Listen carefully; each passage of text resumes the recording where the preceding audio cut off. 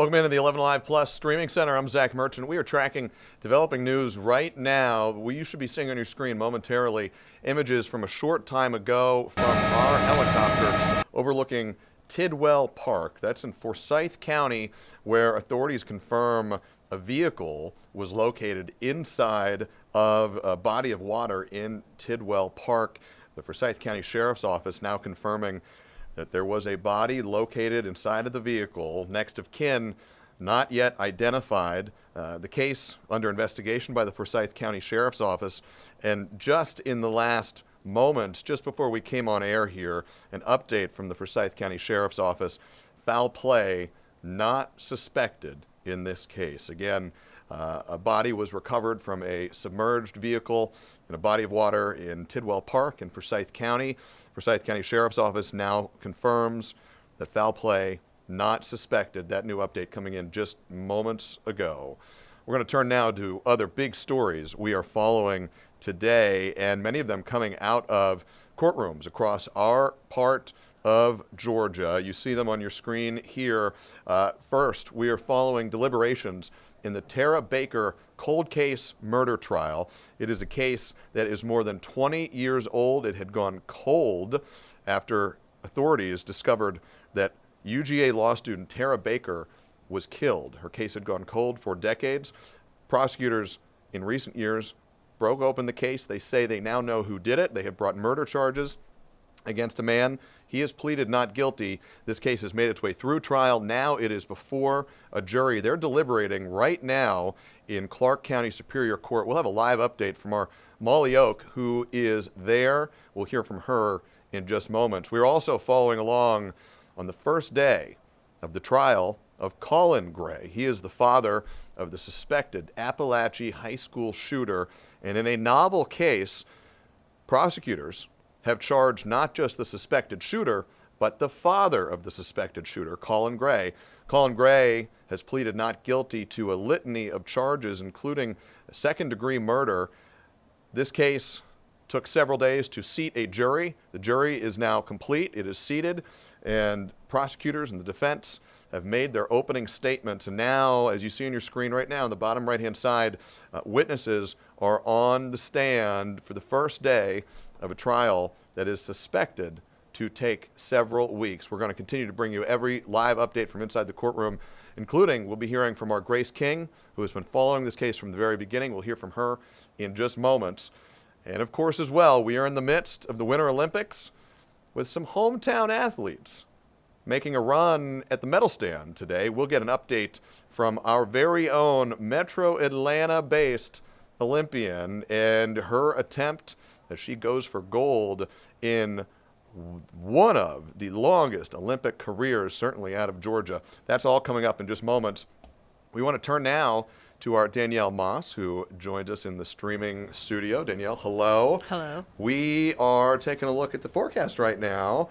It felt good coming into work today. It did. Today was one of those days where it feels like fake spring. Fake spring. Yes. If you live in Georgia, you're familiar with this. Exactly. This is fake spring. Just typical Georgia, putting on a little bit of fool's gold for us here because any kind of gold we'll take at this point. We have been definitely blessed with the warmer temperatures, but Zach, it is definitely kind of a false sense of security here. In fact, we have plenty of sunshine today. We have high pressure that's off to our east, and it is definitely a beautiful, beautiful day. In fact, here's a look into our tower camera.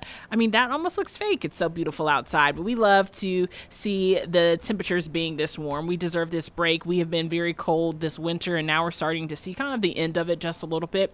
67 degrees currently here in Metro Atlanta, 65 in some places. And if you take a look at our 24-hour temperature change, that really tells the big weather story for us. We are 10 degrees or warmer all across North Georgia, and that is really nice to deal with. Here's a live look outside over the next 4 hours or so. We're still going to climb into the upper 60s, almost get to 70 degrees for your high for Monday. Plenty of sunshine for your Monday, your Tuesday, and then on Wednesday we'll start to see things getting a little bit more cloudy as we are anticipating some very scattered, spotty showers. In fact, as you take a look at your 3-day forecast today and tomorrow, the beginning of a really warming trend for us. In fact, Wednesday we're going to be near 70. Thursday, 75 degrees. That's a lot of sunshine we have to get through. But as you take a look into tomorrow, it's going to be slightly warmer than today. If you enjoy today, you're really going to like tomorrow with all that sunshine. Now, tomorrow evening, we will have some increase in cloud cover. We have a very slight chance, and I do mean less than 10% chance to have some isolated showers for your Wednesday and your Thursday. We're not looking at anything like we saw yesterday. In fact, it's so little of rain, we're not even putting a percentage on our precipitation chances. Now, this weekend is a little bit different for your Friday and Saturday.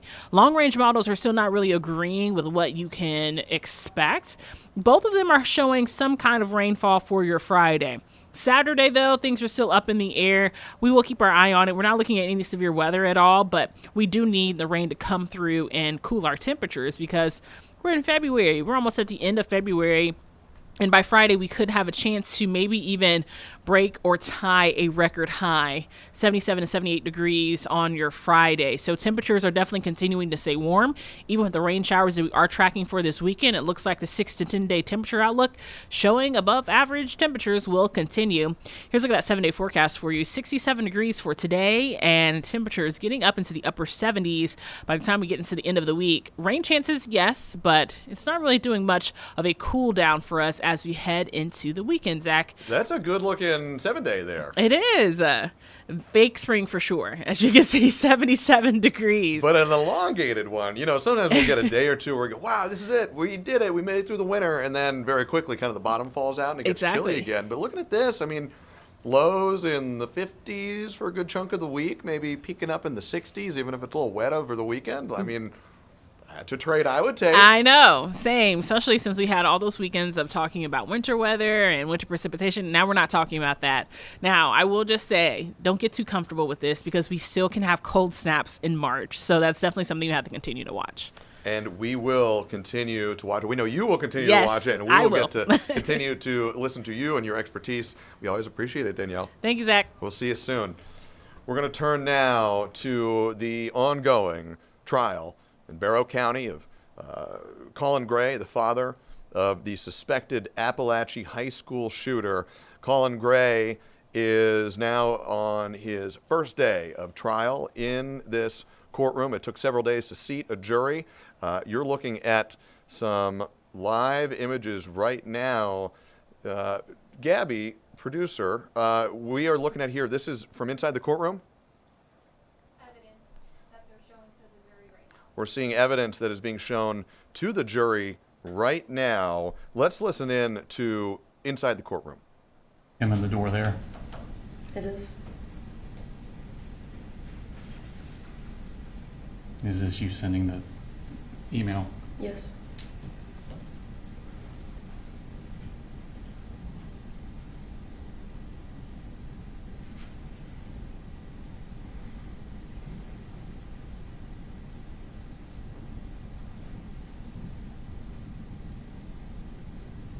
Is that you pushing the button there? It is.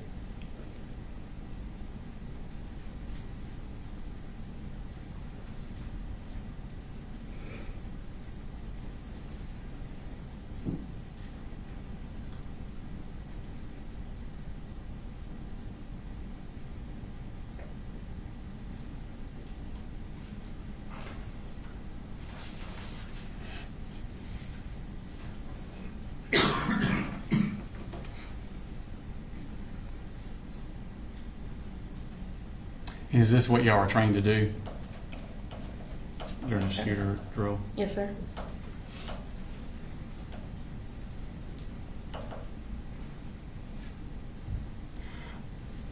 Did a student from your class call 911? It did. Okay. And who was that girl's name? Jaylene. Okay. Have you heard that 911 call? I have. And is that Jaylene's voice on the call? It is. All right, this time I'll tender state exhibit number 36. One go.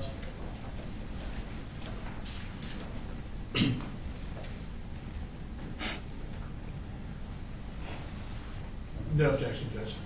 All right, 36 is in Your Honor, that this 36 is the business certification record, and 36, the call itself, is on the hard drive. We're going to play a clip that is 5 minutes and 42 seconds long. 5 minutes 42 seconds long. Gary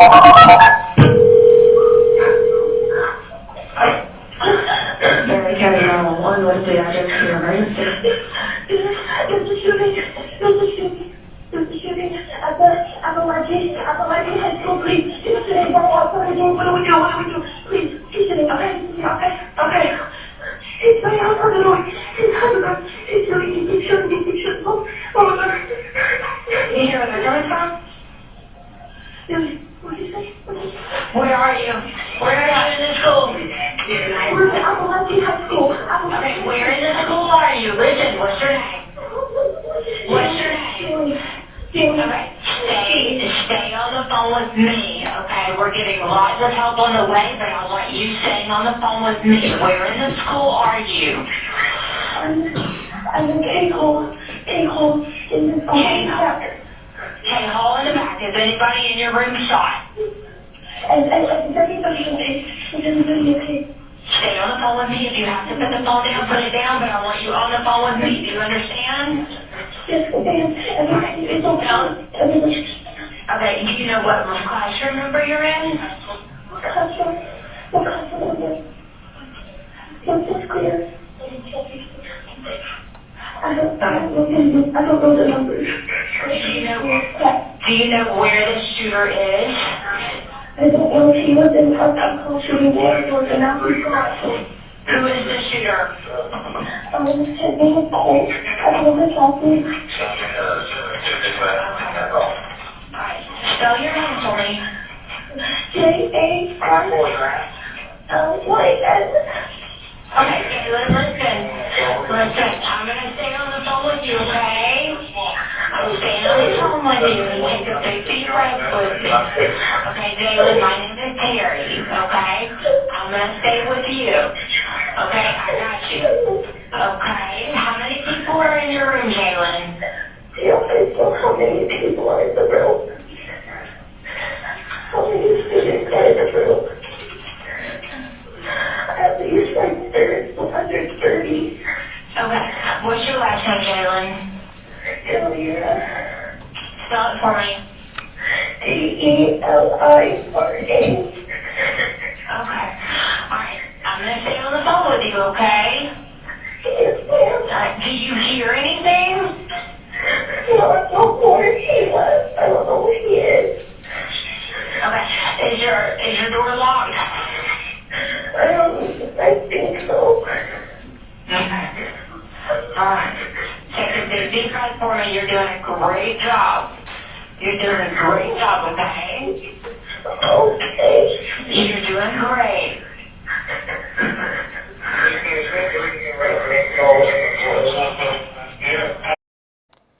So you have been listening in real time. We've been listening to this together. We try to be objective here, but there's no other way to say it. That's really gut-wrenching audio of 911 call, a recording of a 911 call from a student placed from inside a classroom inside of Appalachian High School, a student calling 911, reporting that there was an active shooter and an active shooting underway inside of her school. You also saw a teacher there on the stand recounting her experience that day when we first dipped into the live coverage of the trial. We saw surveillance footage of inside a classroom of the initial moments that a lockdown was triggered. You saw that teacher, as they are trained to do, jumping immediately into action, getting her students away from the door, locking the door, turning the lights off, getting them into a corner, doing all that she could to keep the students in that classroom safe.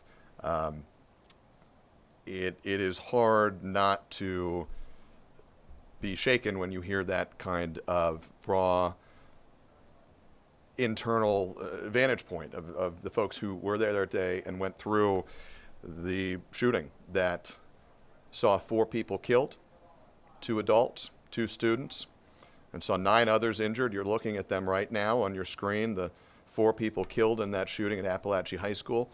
Richard Aspinwall, Christina Irami, and 2 students, Christian Angelo and Mason Schermerhorn. It was a moment that community, that all of Georgia will remember forever. And this trial of Colin Gray, the father of the suspected shooter, who was a student, is the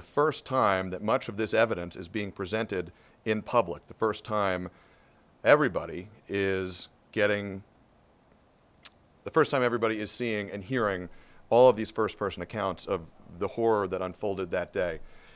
We're going to continue to follow this trial. We're going to continue to follow it along, right alongside of you, live. We should warn now, and we will continue to do so. When we listen in, we're listening to it live with you. And there are going to be moments where likely troubling information is discussed. We're going to do our best to handle this with sensitivity and delicacy and respect for those whose lives were taken and for the community that 2 years later is moving on as best they can with the knowledge that they lost loved ones and family members and students and parents and teachers. But we are going to make sure that you can follow along as well in real time, this major case unfolding roughly 2 years after that fatal shooting, that deadly mass shooting inside of Appalachia High School. We're going to turn now to another tough story and another drama unfolding inside of a Georgia courtroom. Right now you're looking inside of the Superior Court of Clark County. That's in Athens. This is the trial in the case of Tara Baker, a UGA law student who was killed more than 2 decades ago. The case had gone cold. Prosecutors, after new evidence was developed, prosecutors brought charges against Edric Faust. He has pleaded not guilty. The trial, prosecution and defense have rested, and now the jury is deliberating. They've been deliberating. They were charged by the judge on Friday night. We're here on Monday now. Our Molly Oak is joining us live from outside of the courtroom. Molly, can you get us up to speed on where things stand right now with these deliberations? When did the jury start deliberating, and do you have any sense of when we may hear a verdict?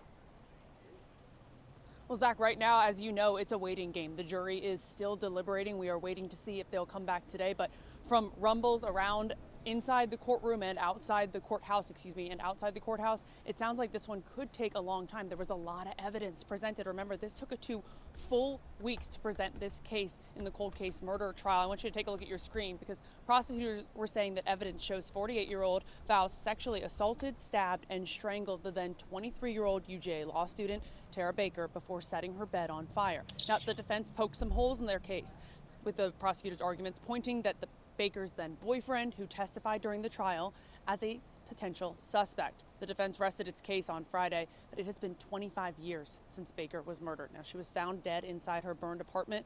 Police at the time say she was found stabbed in the neck with a computer cord around her neck. Police also say they found the knife that they say was used to kill her. Now, as for why this case took so long to prosecute and get inside a courtroom, it was a cold case for more than 2 decades because initially that rape kit they used did not have a DNA match until it was resubmitted 3 years ago in 2023 and it connected to Faust. Now, prosecutors say the odds that the DNA belongs to someone else is 1 in 800 quadrillion. Now, Faust maintains his innocence, but right now, Zach, as you know, it's just up for the jury to decide. And Molly, at the heart of all this is Tara Baker, whose life was cut short. She was really in the prime of her life, just getting started, a first-year law student at the University of Georgia.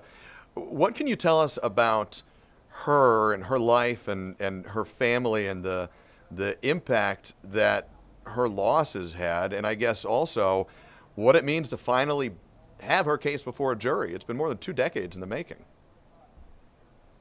Yeah, as you said, she was a first-year UGA law student. She was killed on January 19, 2001.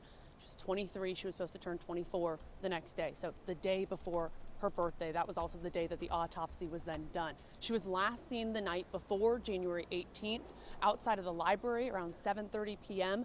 Her voice was last heard in a phone call to a friend that's saying that she would be home from the library around 10 p.m. Again, that is the last time anyone heard Tara Baker's voice. Now, her family did speak in 2024 when the arrest was made.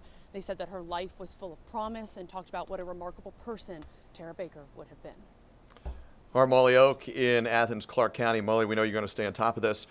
We will see you when the jury delivers its verdict. We'll talk to you in a little bit. Thank you. We're going to go now to a break. We'll be right back after this.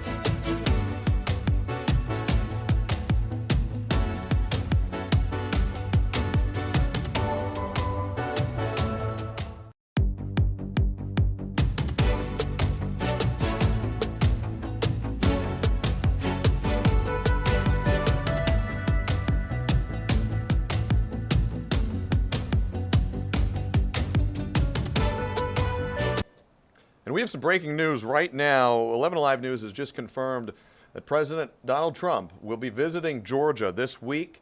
He is headed to Rome, where he will be visiting on Thursday. Again, President Trump set to visit Rome in northwest Georgia this Thursday. And that visit comes just a short while, just a few weeks ahead of a special election in northwest Georgia for the race to replace Republican Congresswoman Marjorie Taylor Greene, who resigned her seat in the 14th Congressional District based out of Rome.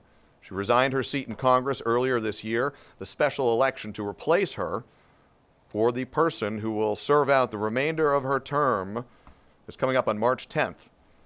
Again, if you're just joining us, President Donald Trump, we have now confirmed, is set to visit Georgia, specifically Rome, this Thursday. We'll have much more on his visit coming up, and certainly full coverage of his visit on Thursday when it happens. We're going to turn now to a different topic here, but another important one.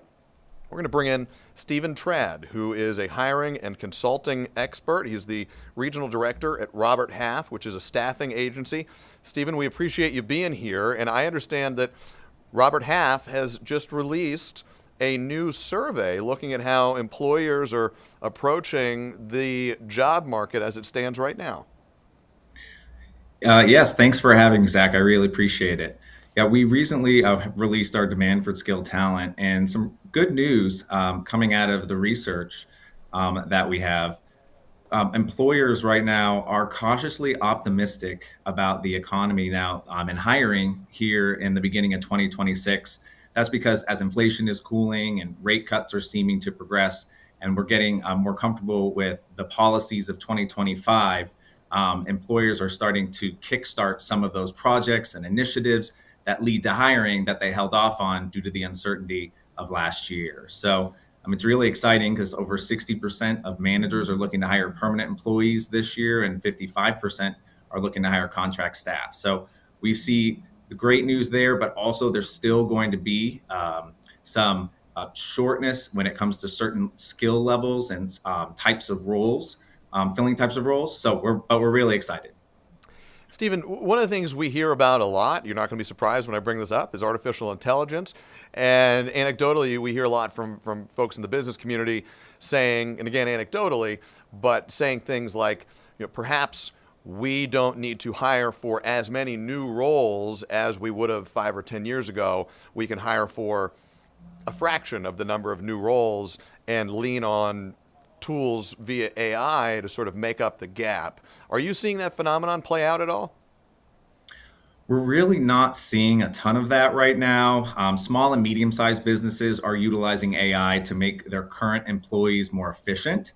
We aren't really expecting there to be a ton of layoffs due to this AI in general. Now, obviously, there might be some streamlining of processes, which might eliminate some more of those transactional roles, but we're not seeing a ton of it.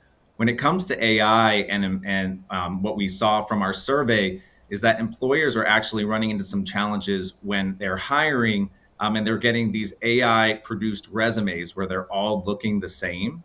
So it's making it much more challenging for employers to find that skilled talent. They're having to go through more resumes, do more screening, or they're even hiring employees who interview well and have these fantastic resumes and then realizing after a couple of weeks they're just not a good fit. That seems like a pickle a little bit for the applicants and the hirers, because we know that some applicants have been advised, hey, this is an AI market, buff up your AI skills. I haven't heard anybody saying, hey, use AI to create your resume necessarily, but this seems like a challenge maybe for both sides of the equation. What advice do you give to those two sides of the equation, the applicants and the hirers? So for the applicants, AI is a fantastic tool to help make your resume look great, but you want to make sure that you are proofreading the resume after it helps you put it together. A lot of times AI, which is not perfect, it's a new technology, will put in information that's incorrect. It will make assumptions about things that you may or may not have skill-wise, and then you're submitting a resume, and all of a sudden you're in an interview, and you're like, I've never done that before. Check dates of employment. Really use it as a tool for you to just make your resume look good, spell check, etc. I would also recommend if you're using AI for your resume to use the prompt, do not change content. That will help, but you still need to proofread your resume. And then for clients, clients are just going to have to spend more time. So employers are going to have to spend more time digging into candidates' backgrounds during the interview process, doing skill testing, references, etc. Utilize a staffing firm, right? They spend a lot of time vetting candidates, giving them skill assessments. So lean on the resources that are available to you. Stephen, we're short on time. I want to ask you this one last question, though, and kind of give you the floor to answer it. In just a sentence or two, could you tell us what is the biggest peril you see out there in the job market, and then what is the biggest, most promising opportunity in the job market? So the promise and the peril that you're seeing out there. Sure. From a peril perspective, it's not catching up to technology. Spend the time to learn how to use AI and other tech tools, because if you fall behind, you're just not going to catch up. I always joke with those that I work with here, I don't want to be the guy that's like my mom who didn't know how to use the Blu-ray player, right, when I was a kid. So get great at technology, and AI tools are free. You can practice them at home. And then I would just say the shining light of things is back to AI. With these new technologies, there are going to be new roles. There will be new opportunities, just like when the internet was created, right? Everyone was afraid they were going to lose their jobs, and it just created more jobs. So there's a ton of opportunity out there right now. Be confident in your abilities, lean into tech, and I think you'll be great. All right. Words of optimism from Stephen Trad. We appreciate it. Stephen Trad, we should note here, Regional Director at Robert Half. Stephen, we really appreciate it. Hope to talk to you again soon. Thanks, Zach. Have a good day. We're going to turn now. We're going to take you live to Barrow County. You were looking inside of Superior Court there as day one of the trial of Colin Gray is now underway. Our Grace King has been following this case for years. She is joining us live. Grace, I understand that you have been following this case. You've been inside the courtroom. Bring us up to speed on what you're seeing and where things stand as we're now about 5 or 6 hours into the first day of the trial. Well, they spent the first 2 hours this morning with opening statements where we heard the most comprehensive timeline to date of what happened inside Appalachia High School and the warning signs that prosecutors say Colin Gray should have identified and acted upon to stop this shooting before it happened. We also, of course, heard from the defense about why they believe Colin should not be criminally responsible in this case. Both sides spent a while breaking down their opinions. If you want to take a listen, we heard extensively from both of them about what to expect for this case. It's been a chaotic few months for Colt. But that Christmas, after the cuttings and the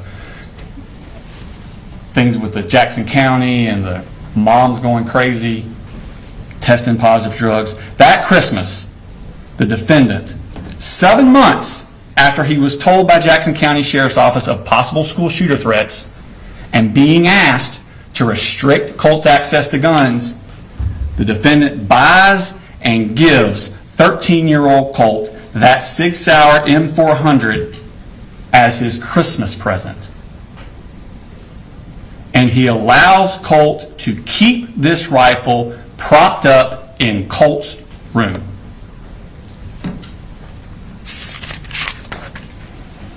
Now in February of 2024, 2 months after this Christmas, in February, Colt's siblings, Jenny and Coley, are finally enrolled in school. They've already missed 4 months of school, but they're finally enrolled. Colt does not attend. He misses the entirety of his 8th grade year. But during that spring, when Colt's not in school, the defendant continues to buy accessories for his Christmas present rifle. He buys a sight-marked ultra-shot sight to go on the rifle. He buys a bungee sling to go for the rifle. He buys an accessory rail set. He buys a 45-degree offset iron sights. And he buys a lot of ammunition. That summer, 2024, Colt is now 14. It's just a few months before he takes his Christmas present rifle into Appalachia High School. July 6th of that summer, Marcy gets out of rehab in Fitzgerald, and the defendant picks her up and brings her back up to Winder. It's her first contact with Colt in 9 months. Now Colt, who had always been quick to violence and suffered from severe anxiety, begins to spiral out of control. He's fighting with his father. He's throwing things at people. He's putting holes in his sister Jenny's door. But the rifle stays in his room. His father. Remember, the state says that he knew. They said that he knew this was going to happen. That he knew, not that it was possible, that he knew Colt was going to go and harm someone else. But you can't consciously disregard a risk that you're not aware of. And you can't say something is probable when it's being hidden from you. You're going to see text message. They've already discussed some of the messages.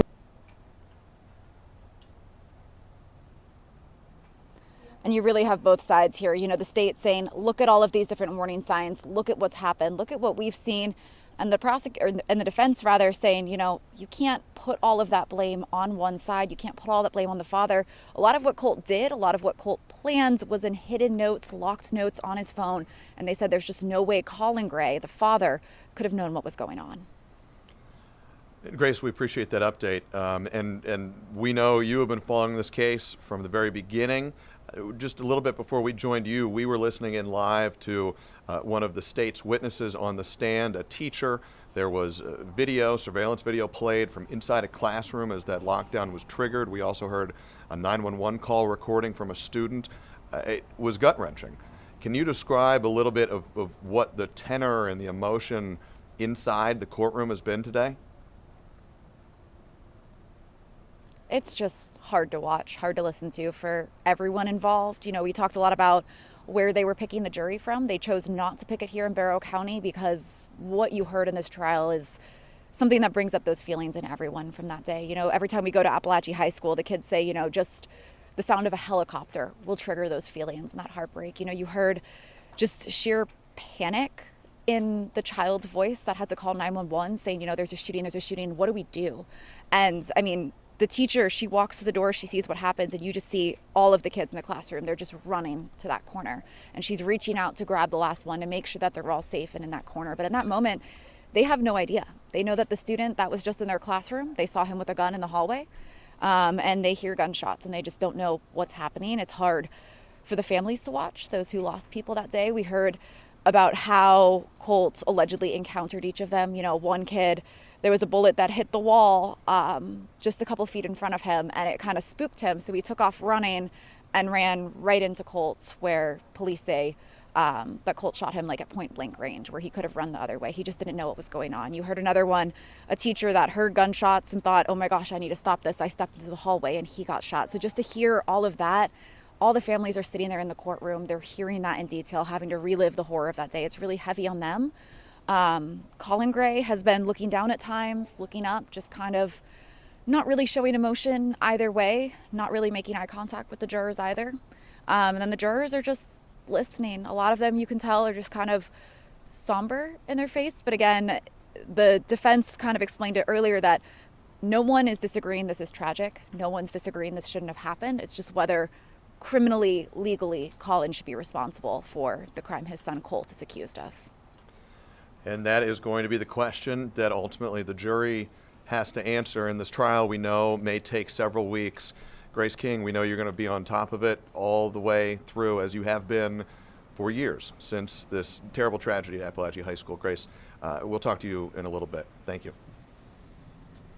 We're going to take right now, let's do this, Gabby. We're going to take a break right now, reset, and on the other side of the break, we're going to bring in a legal expert to give his perspective on all that is unfolding inside of Superior Court on this first day of the trial of the accused, the father of the accused Appalachian High School shooter. We'll be right back.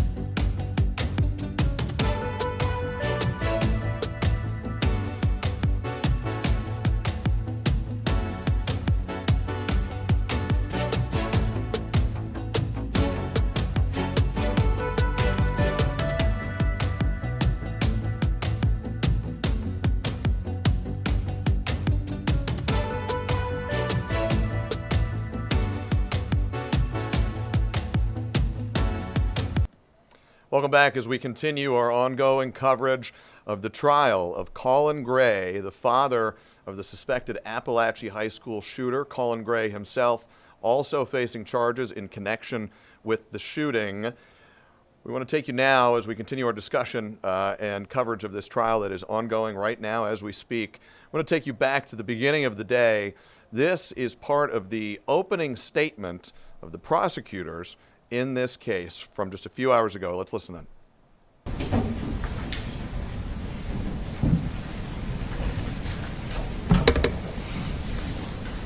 Morning. Before we start, one thing needs to be abundantly clear. This is not a case about holding parents accountable for what their children do. That's not what this case is about. This case is about this defendant and his actions. His actions in allowing a child that he has custody over access to a firearm and ammunition after being warned that that child was going to harm others. This is a case about his actions and the horrific consequences of them. I'm going to take you now to September 4th. You just heard there, that was a portion of the opening statement delivered by the prosecutor in this case. Colin Gray, who has pleaded not guilty, faces 29 counts, including second-degree murder in relation to that fatal shooting in Appalachia High School. We're going to bring in now Joshua Schiffer. He's a legal expert. Joshua, we appreciate you joining us. Let's start here. I know you have been following this case closely. To charge the parent of a suspected school shooter is an unusual move for prosecutors to make, correct?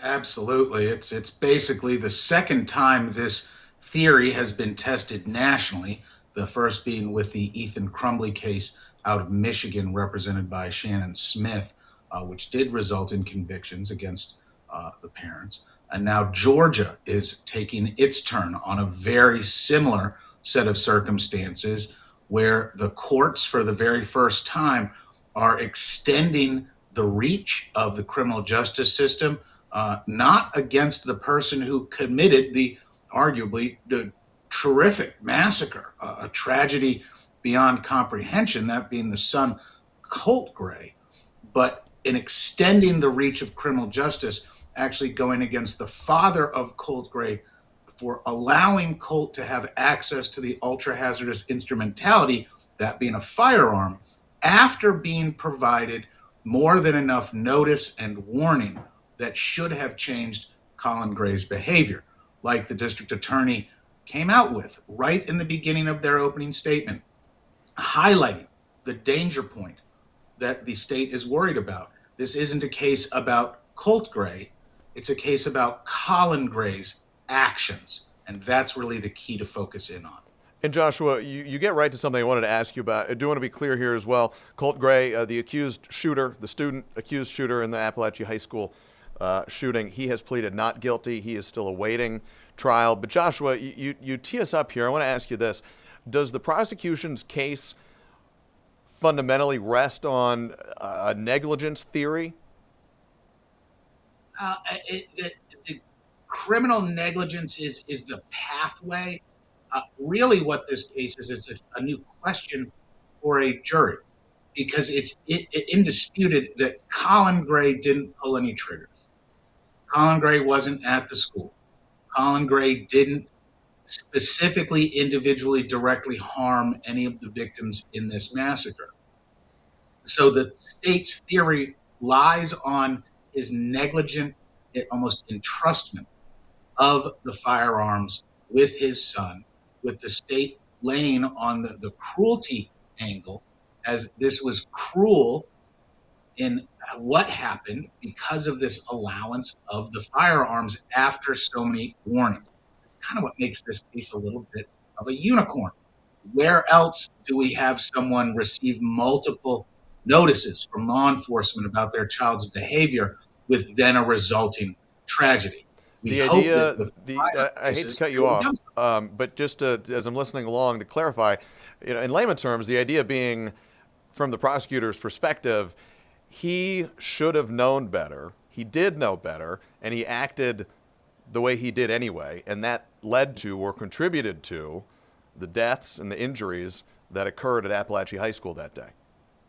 In a short way, if you want to get colloquial with it, it's, yeah, you should have done something when you got all these warnings and acted responsibly. Instead, you ignored all these law enforcement warnings and then allowed your child access to something and actually encouraged and continued the relationship with firearms all the way until a tragedy occurred. And therefore, you're criminally responsible for your actions, Colin Gray, in continuing the access to the firearm. It wasn't in retrospect. You're not looking back and trying to correct the behavior of before you knew about your son's issues. Only after the dad is made aware of all these problems can then we even consider criminal liability, which is exactly what they're doing. And we see, we've had this discussion talking about the prosecution's theory of the case here. We're on day one. We heard opening statements. Joshua, if we can kind of turn to the other side here, what defenses do you suspect the defense in this case will raise? Well, I loved one of the closing lines in Mr. Hobbs' opening, Mr. Hobbs being one of two defense attorneys, the other being the legendary Jimmy Barry, a common sight for those of us in the criminal universe. But Mr. Hobbs finished up his opening statement with, they're putting the father on trial for what his son did. And that's really at the core of the case. Asking a jury to convict someone not because they did anything specific, they didn't hold the firearm, they didn't pull the trigger, but because someone else did something, that's a logical jump. And then by inserting the Second Amendment issue, the defense has a number of pathways that could split this jury, make it argumentative, polarize this jury, which would impact the state's ability to present a clean case. The state's coming about this very clinically and saying it's not about this is making parents accountable for their kids. No, it was a specific crime that Colin Gray committed by allowing the continued access after being told, don't do this anymore. As you pointed out, and many others have as well, this is a case of first impression for the Georgia legal system. It's a case of first impression for a Georgia jury, too. These jurors are being asked to make sense of and ultimately render a verdict in a number of really thorny legal questions. And at the heart of it lies a tragedy that we all saw unfold at Appalachia High School.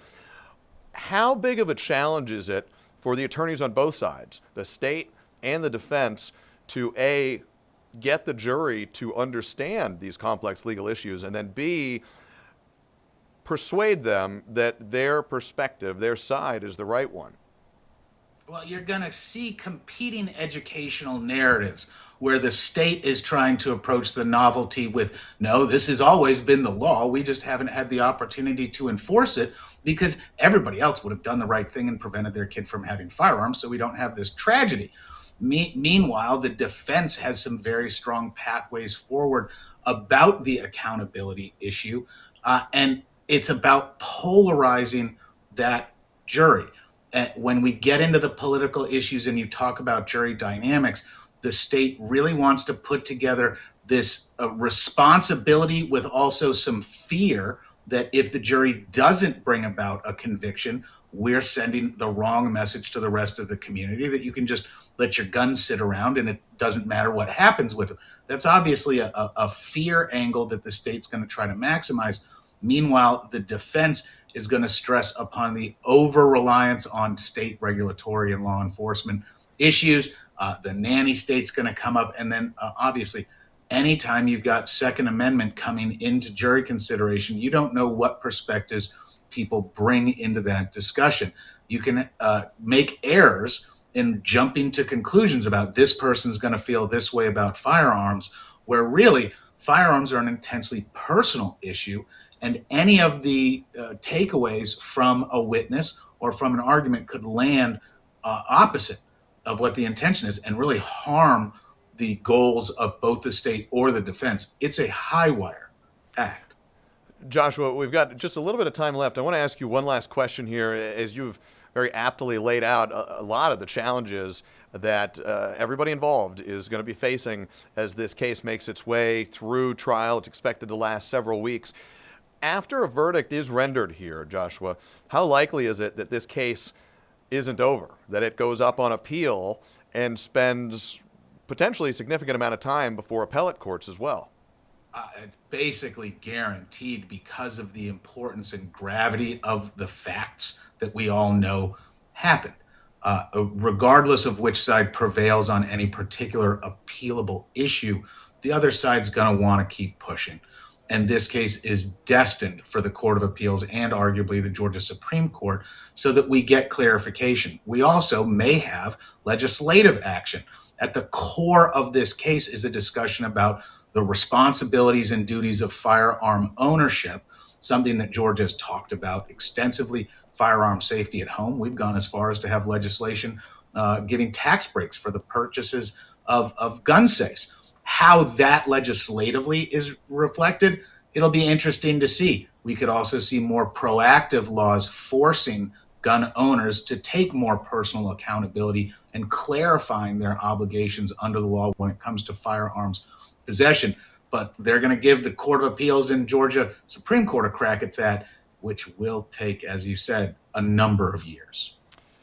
Legal expert and practicing attorney Joshua Schiffer, we appreciate your time and your perspective on day one of this trial that we are going to be, as I know you are as well, watching very closely every day moving forward. Joshua, we really appreciate it. Thank you.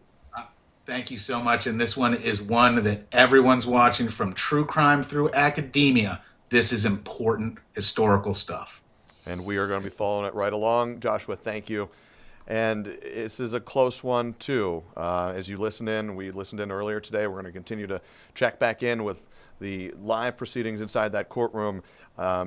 This was, we talk about the legal ramifications of it. At the heart of it is a school shooting that took the lives of 4 people.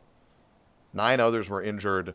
And as you listen to the evidence, the surveillance footage, the 911 call recordings that have been played just today on day one of this trial, you can hear and you can sense and you can feel just the terror that so many people felt and withstood that day.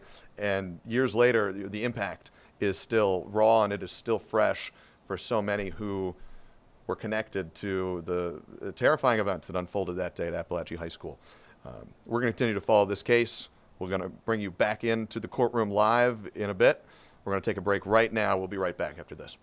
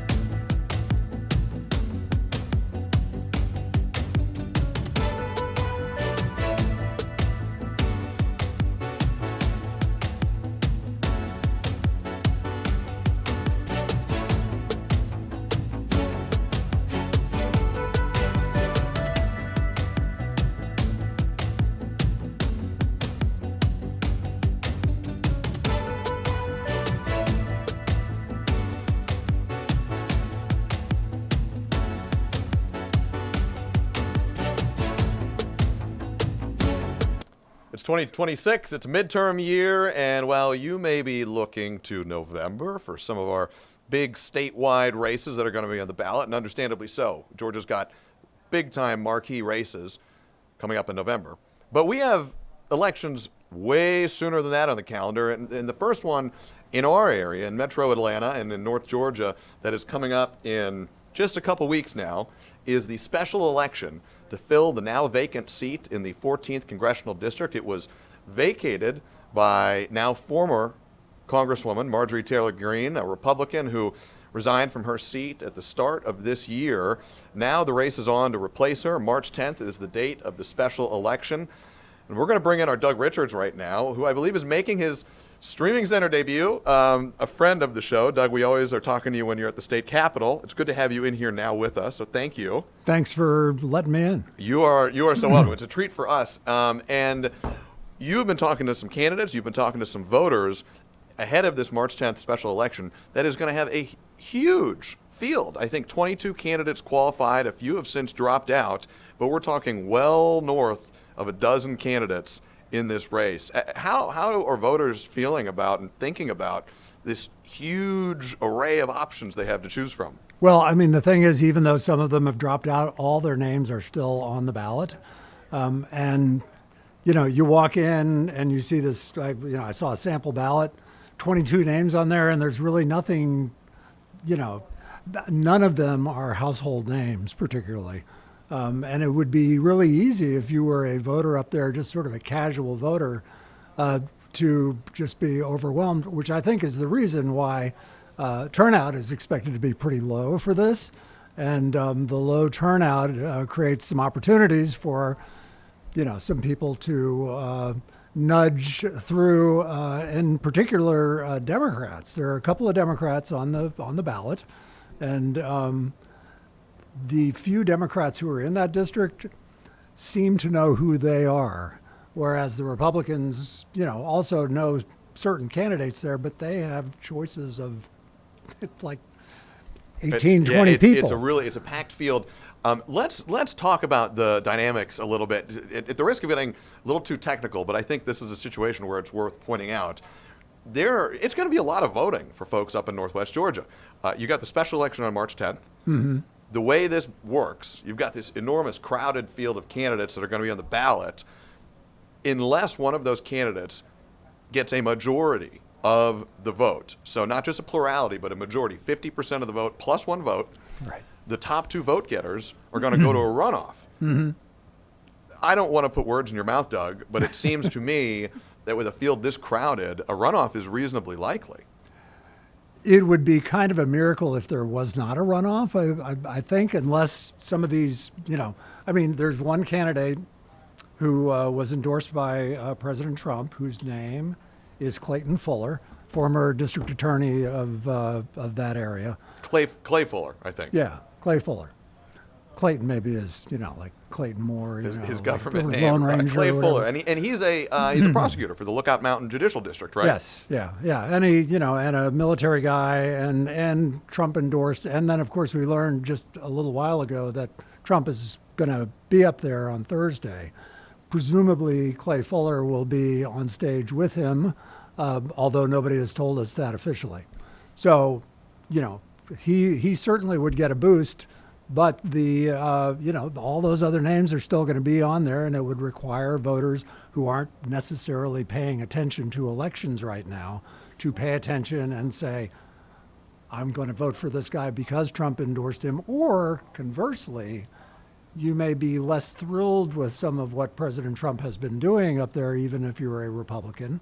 And you may say, maybe this is not the Republican I want in Congress right now because I'm not real thrilled with some of this stuff that President Trump is doing on my behalf. And you talk about the endorsement, President Trump's endorsement going to Clay Fuller, the elected prosecutor, the district attorney there, some other Republicans who are running. This is not an exhaustive list. Yeah. As we've said, there are well north of a dozen people running, but some other Republicans getting some attention. Former State Senator Colton Moore, who has been described as very conservative to ultra-conservative, depending on where you're reading about him. He resigned his seat in the state Senate to run. Tom Gray is a pastor at Mars Hill Community Church that's based out of Cobb County. He's in this race as well, among many other Republicans. And we should talk about the Democrats in a moment, but I suspect there may be some viewers who say, well, wait a second, we're talking about Northwest Georgia. Why are you talking about Tom Gray, whose church is in Cobb County? Doug, this district is a little bit of an L shape. Up in Northwest Georgia is the hub, but it comes down into tips of Cobb County as well. Yes, when the legislature in its wisdom redrew all the districts for the last census, they decided that this district was so Republican that they could actually maybe lose a few Republican votes, switch them over to another Republican district, and take this chunk of votes in Cobb County, which are mostly Democrat votes, and put them in this district and sort of let them dissipate into thin air under the weight of all the Republican votes in that district. And we're seeing that the district map on our screen right now. It's I was going to say it looks like a puzzle piece, but if you look at district maps anywhere, they all look like puzzle pieces. Yeah. But we're talking about the Republicans here. Doug, let's talk about the Democrats as well. As I see your phone is ringing. This is Doug Richards in action. No, don't be sorry. Doug's phone is always ringing, and we'll let you return that call in a minute. Yeah. But let me ask you about the Democrats here, because one man, Sean Harris, has been running, it feels like almost nonstop since ahead of the 2024 election, where he ran against Congresswoman Marjorie Taylor Greene.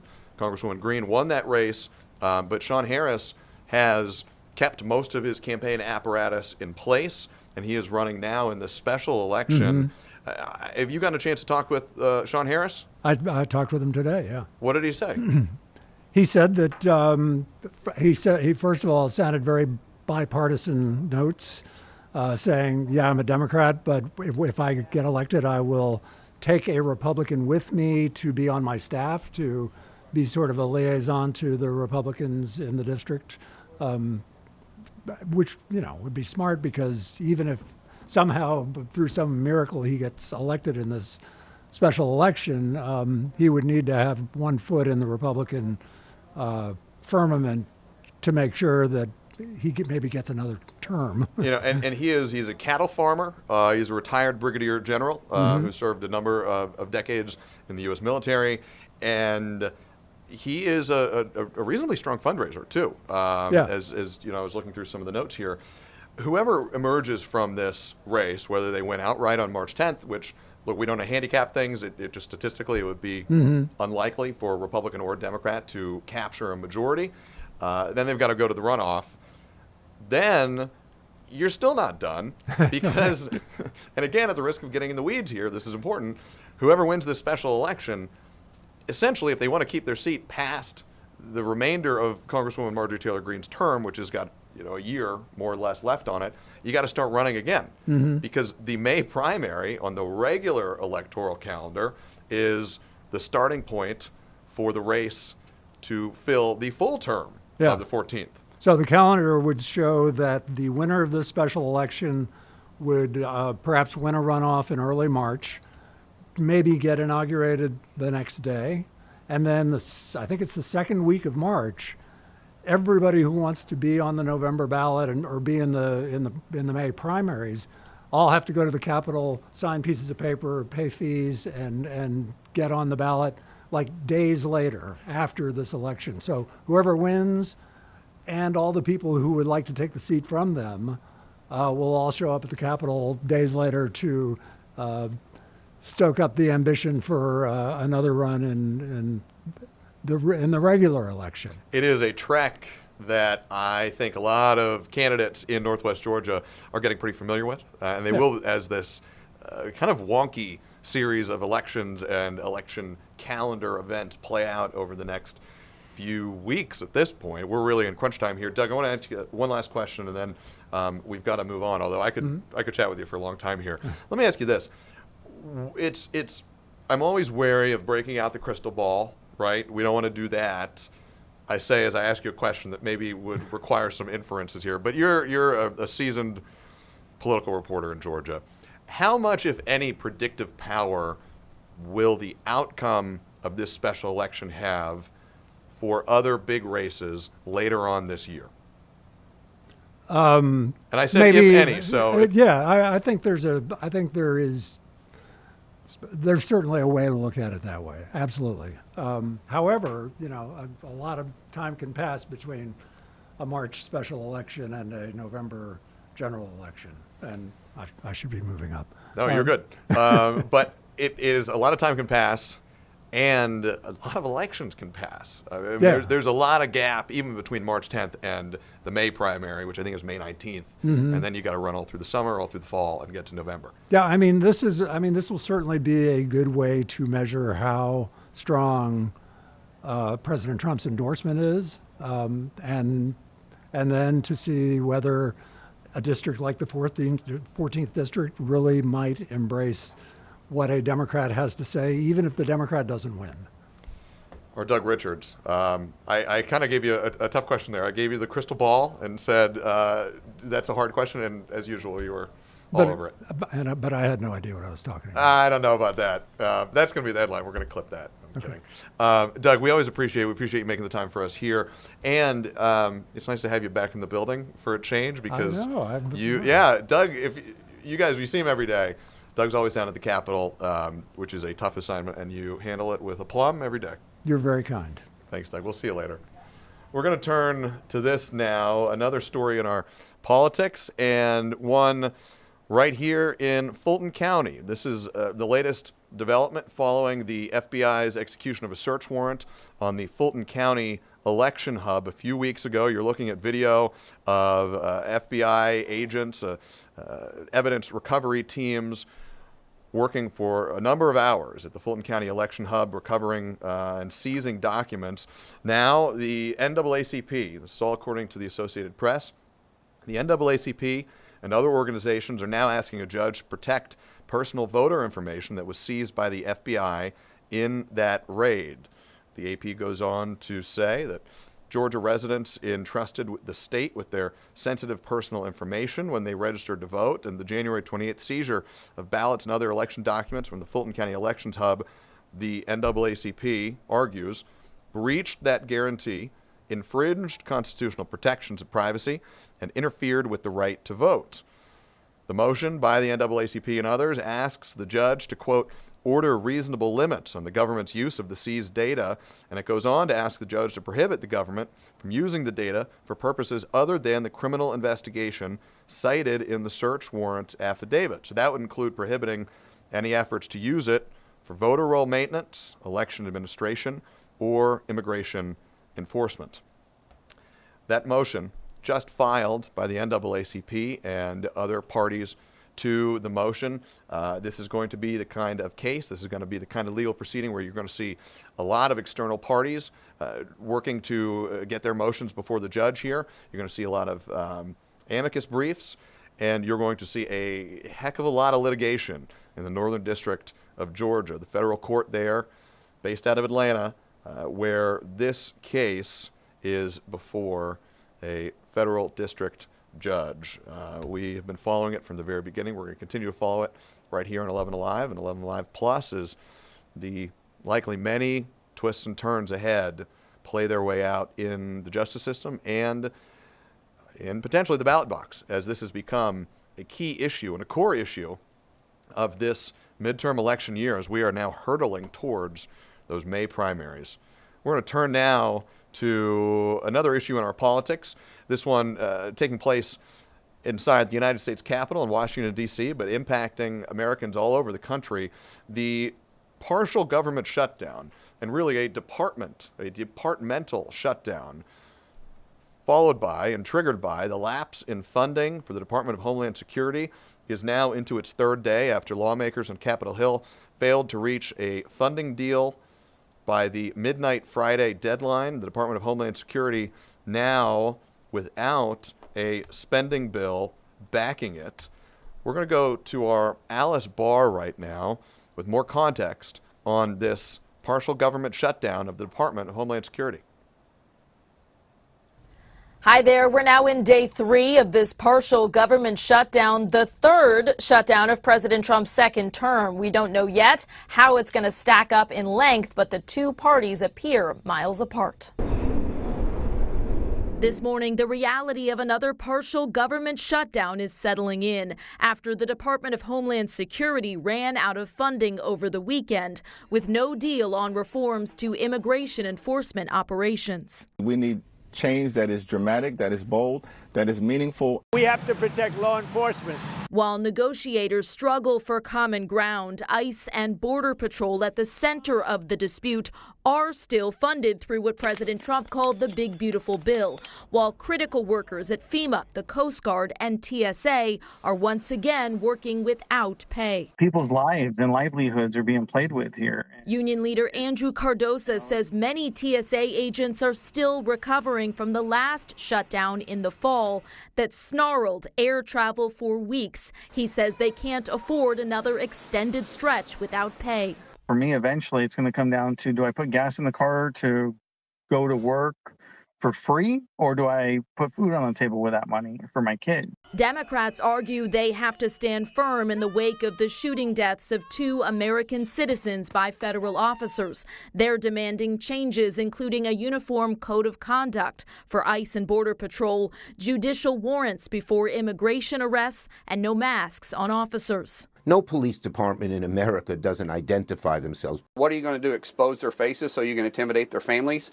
What we want is ICE to be able to do their job. Congress is out until next week, but could come back to vote if there's a deal. Republicans are accusing Democrats of political theater in the lead up to President Trump's State of the Union address next week. Democratic leadership rejecting that, saying they hope to reach a deal before then. In Washington, I'm Alice Barr. Back to you.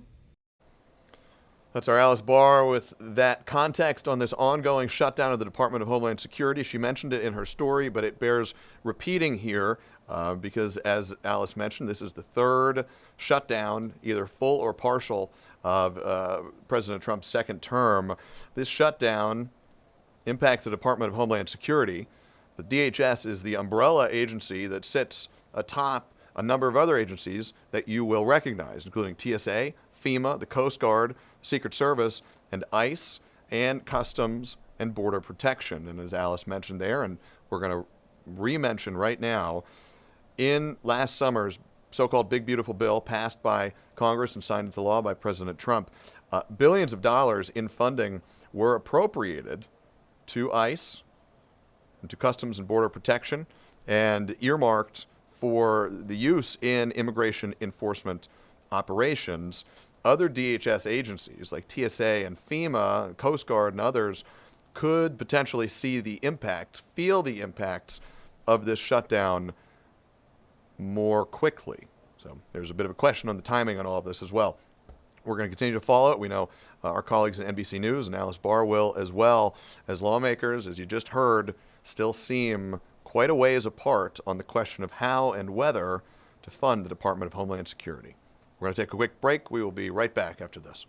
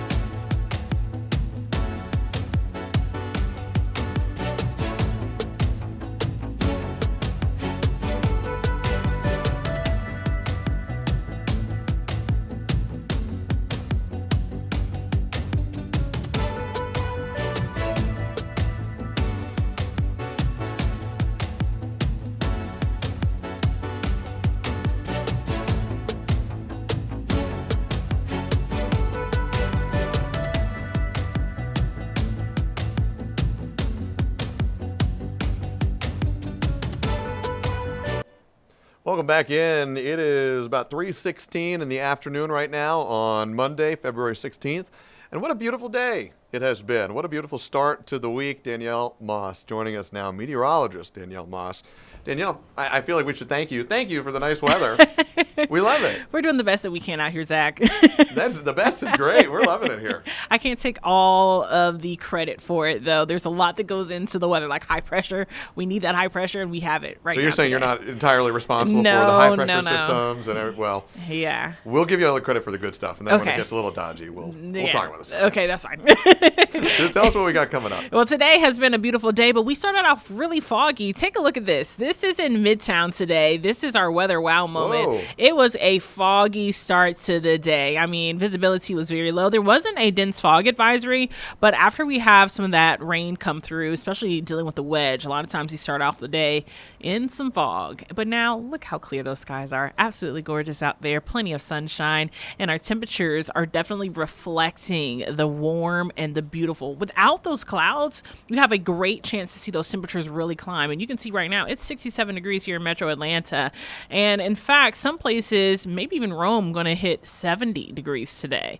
Our 24-hour temperature change, that also lets you see kind of like that spring-like temperature we've been talking about. It feels much warmer, than what it was yesterday, because it is. Yesterday we had that cloud cover, we had that off and on heavy rain, and now we're looking at plenty of sunshine and nice warm temperatures.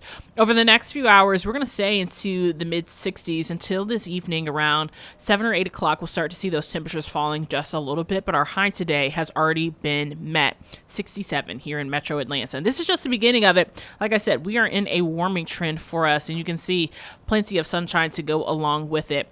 As you prepare for the next 3 days, expect a slightly warmer day for tomorrow. We will have some increase in cloud cover, though, for your Wednesday and your Thursday. But even with those clouds in place, we are still expecting highs into the 70s and even getting into the mid 70s as we head into midweek. Tomorrow, we are expecting pretty much the exact same day, copy and paste, but you can see from your planner there, by the time we get to the evening hours, you start to see some of those clouds kind of rolling back in. We do have a less than 10% chance to see some rain showers as we head into your Wednesday and your Thursday. We're not looking at anything that's going to be too dramatic, but definitely expecting a spotty shower to maybe develop.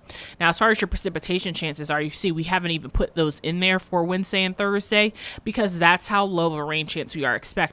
There is a difference for Friday and Saturday, though. Friday is really the day where all models are agreeing that we could be seeing some rain showers. Saturday, still a toss-up in the air. Here's a look at our GFS model, our American model for our long-range forecast track.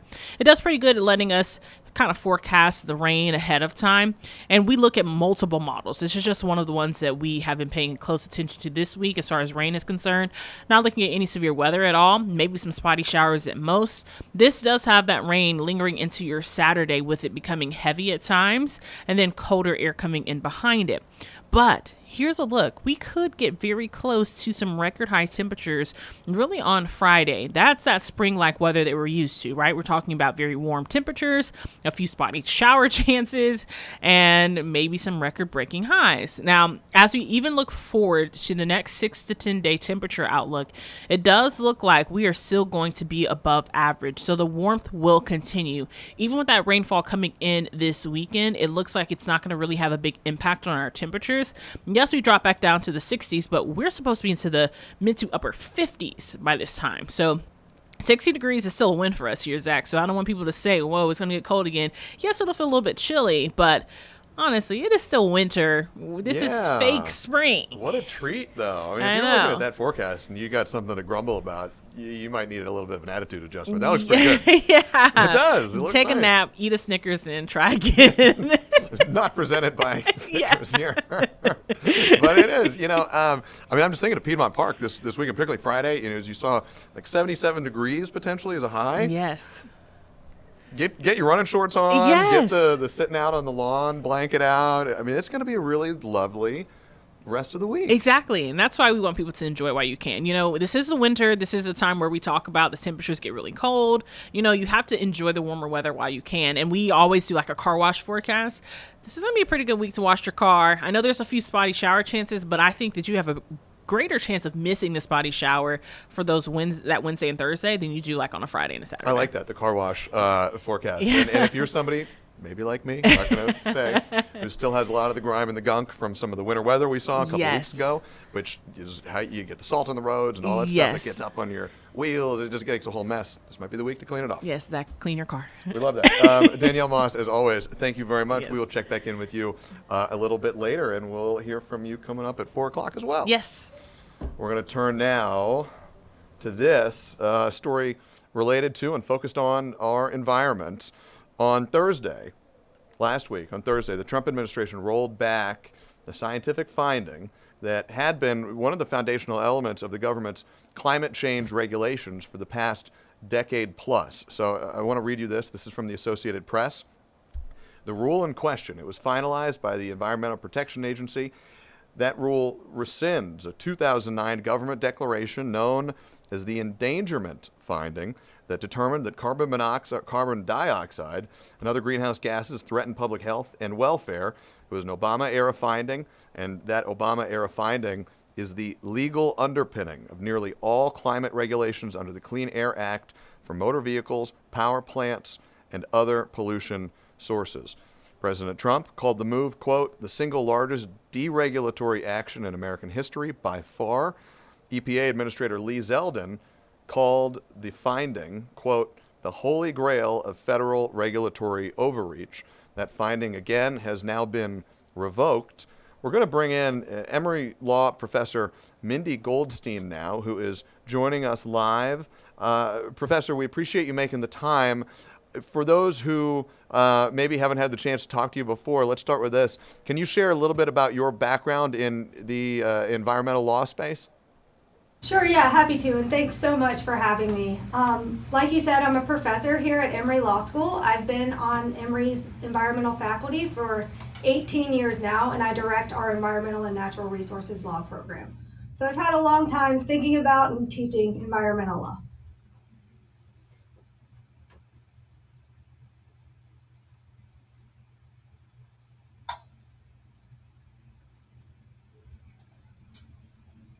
I'm sorry, I can't hear you right now. Let me try again here, Professor. I hope you can hear me now. But this finding revoked last week. What kind of impact could this move have?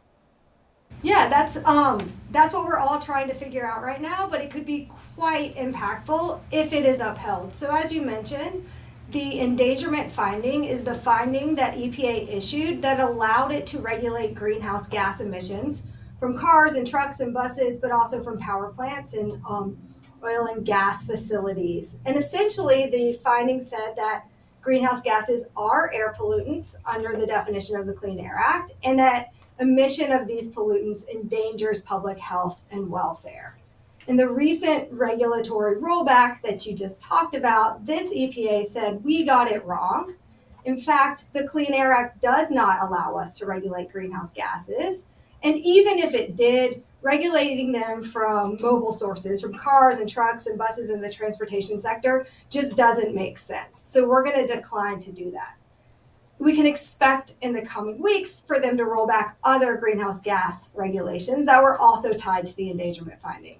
So yeah, if it's upheld in court, this could be huge and could really hamstring the federal government's ability to regulate climate change. And Professor, you alluded to this, but I want to ask it to you straight up here.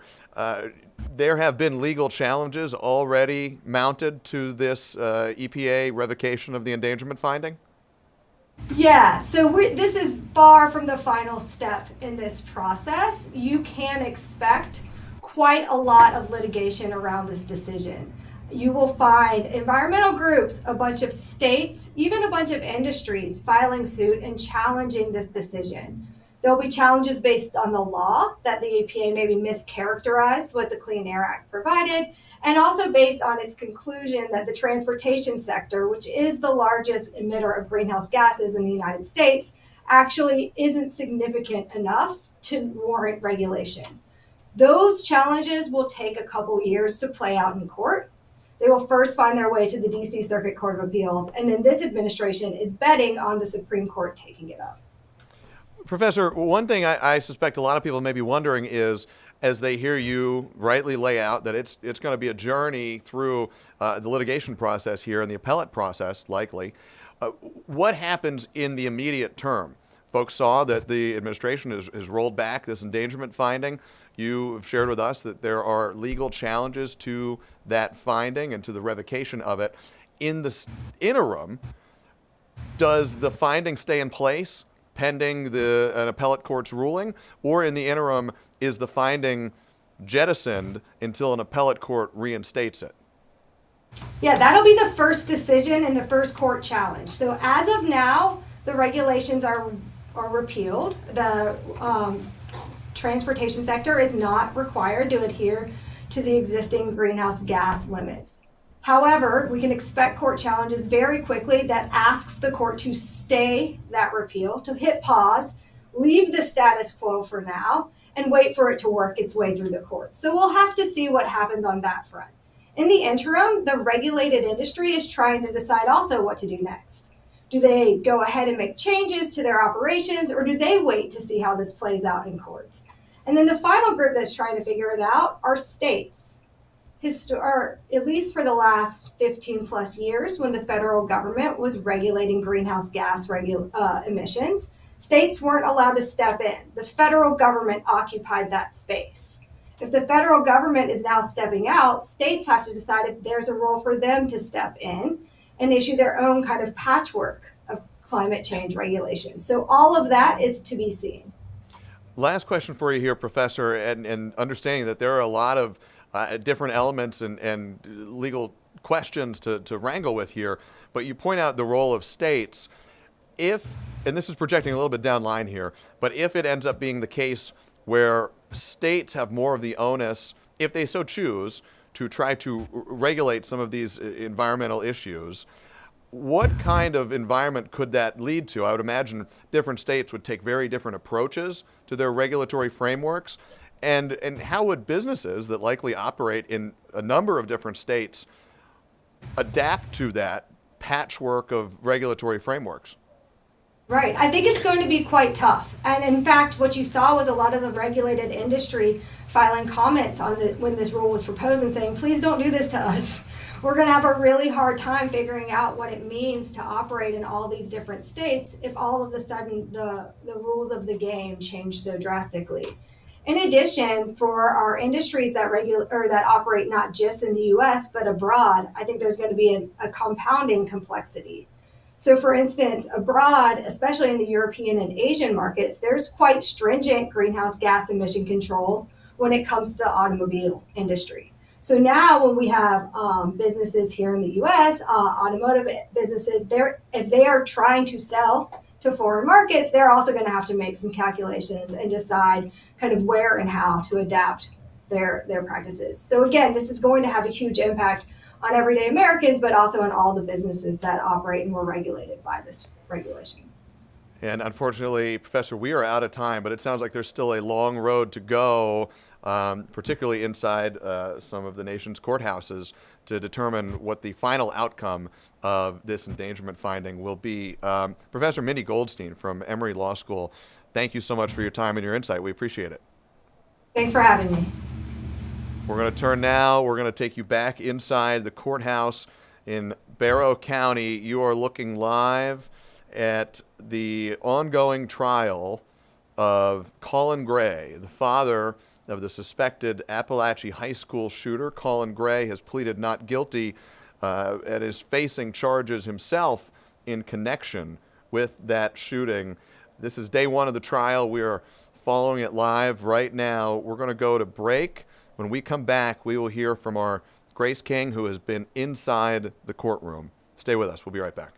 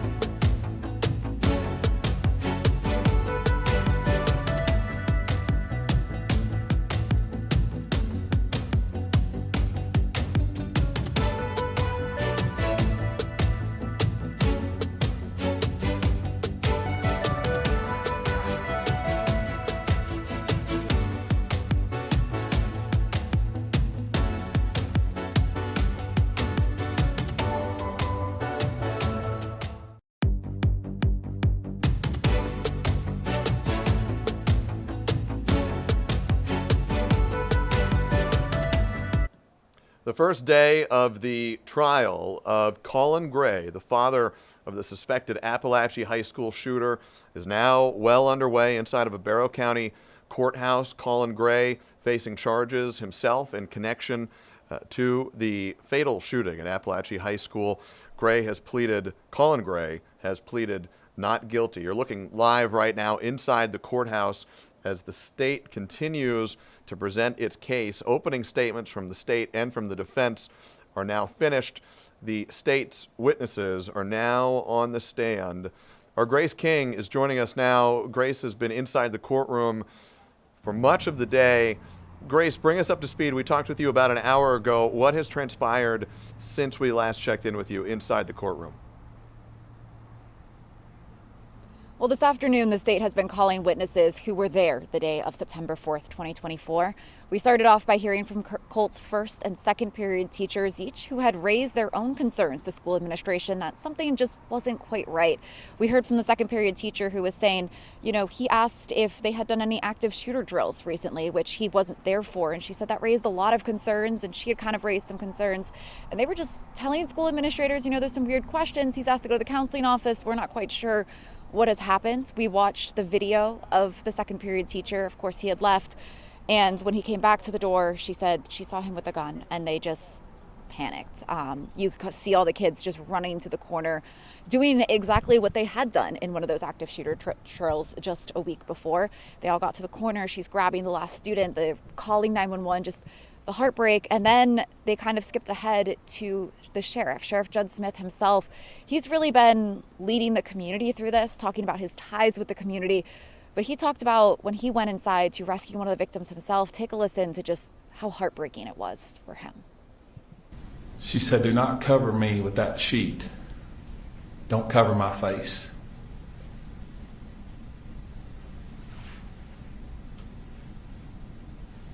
Please don't let me die. And I said, "We're not going to let that happen."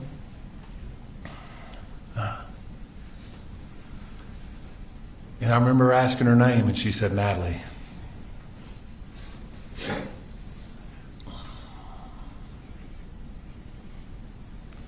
It's a beautiful girl. And she said, "Please, don't cover me."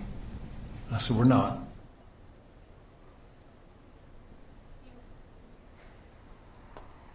And in the aftermath of the shooting, right away, there were other reports of active shooters at some of the neighboring high schools here in Barrow County. Sheriff Judd Smith said his daughter attended one of those, and she kept calling him saying, "Daddy, are we going to be okay? There's other active shooters here." And he just broke down crying, saying, as a father, it's his duty to protect. And he was trying to deal with one tragedy while being concerned that there was another tragedy elsewhere in Barrow County. Thankfully, those turned out to be false reports, but you could just hear how impactful this has been on him, how traumatizing it has been for the whole community, and the entire courtroom is just heavy, it's emotional, and it's a lot of this is hard to listen to as we're hearing it, for the first time, these stories of what happened and the people who were so impacted by this. And Grace, you very rightly say it is hard to listen to, it is gut-wrenching, and we're 18 months or so now into the future from that September 2024 date of the shooting. But well, in that part of our state and all around the state, the memories are still so fresh and painful. And now they are being aired in public. Some of these statements and videos and 911 calls for the first time. Grace, from the legal perspective, the prosecution seems to be spending a lot of time putting witnesses and evidence before the jury, talking about Colin Gray's alleged actions on that day. How does the state hope to make the connection before the jury to Colin Gray, to Colt Gray's alleged actions on the day of the shooting? How does the state hope to make that connection to Colin Gray? Well, so far this afternoon, they're just kind of establishing, here's what happened, here's how the crime unfolded. So we've only heard from really Colt's involvement the day of the shooting. But in opening statements, the prosecutors gave us a preview of what they expect to bring up. They plan to talk to Colt's other family members. His mom had lost custody of the kids at the time because she had some drug issues at the time. But they said the grandma had actually driven up to Winder a week or two before, or saying, we need to get Colt into treatment. She identified a place in Athens. They said Saturday would be a great time to bring him in. That was Saturday, August 28th, just days before the shooting at Appalachian High School. And she was hoping to get him into that inpatient crisis stabilization. So they were hoping to say, you know, she said there were these warning signs. This was exactly here. The question is, what warning signs were enough? Were they specific enough? Did you think Colt was going to act upon those? We've heard a lot about this Jackson County case about a year and a half before the shooting, where investigators showed up and said, we think your son has made threats on Discord to shoot up a school. And he said, let's talk to him. We take this stuff very seriously. They talked to Colt, they talked to Colin. And at the end of the day, the Jackson County investigators closed the case. They said they didn't believe those threats were credible. They didn't know if those threats had come from Colt or someone else. Colt had suggested maybe his Discord account got hacked. And his dad said at one point in the interview, you know, if you think those are him, let me know and I'll take the guns away. But they weren't able to say, we definitively think those threats were from him. So if police didn't think it's a credible threat, could the father have thought it was a credible threat? And how could that kind of apply legally in this case? Colt didn't attend school, they said, for 15 months. So from the moment those threats were discovered, 15 months, he went to Appalachian High School for just 5 days before those threats were made.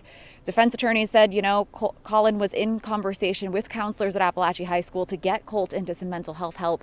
It's just kind of a question of if those efforts were enough, how much he knew and when he knew. There were a lot of things like a shrine in his room to other school shooters. There were notes on his phone planning out this attack, saying when it could happen. But defense attorneys are saying, you know, Colt did all that in secret. His dad had no knowledge of it. So it's just kind of a, how much did Colin know? When did Colin know it? And is there anything he could have done to actively stop it? And Grace, one last question for you here. Some of these interactions between law enforcement and the Gray family in the preceding months ahead of this shooting have been reported in the past. We're obviously learning more context about them today. But today also we have heard, and as you described to us, some warning signs that teachers were flagging the day of. They said coming from Colt Gray inside the classroom. Correct me if I'm wrong, but that is pretty new information and bringing to light some more of the minute by minute accounting of how that day unfolded, particularly in the moments leading up to the gunfire inside that school. This is the most detailed timeline we've ever heard. Of course, we've heard, you and I have both spoken with some of the Gray family members about the calls they made that day, the warning signs they had identified, and some of the things they have said to the school, but we've never heard it really in this much detail confirmed through authorities. There's a lot of back and forth between family members of who said what and what actually took place. But from prosecutors' perspective, the mom had called the school. They were on the phone for about 8 minutes that morning. And at the end of it, the family member had mentioned he does have access to guns, and that's when they started springing into action. Simultaneously, they're looking for Colt Gray. There was a kid in his first period class named Colton Gray, almost identical names, and Colt had he'd been enrolled at the school for a couple of weeks, but he'd only showed up 5 days that year, so they didn't really know who he was, what he looks like, who they were looking for. So they had pulled the other kid by mistake because he had almost the identical name, taken Colt Gray, and just tried to look for him. They went back and looked at surveillance video. They were emailing his teacher exactly what time did he walk out to try and figure out where he had gone, where he could be.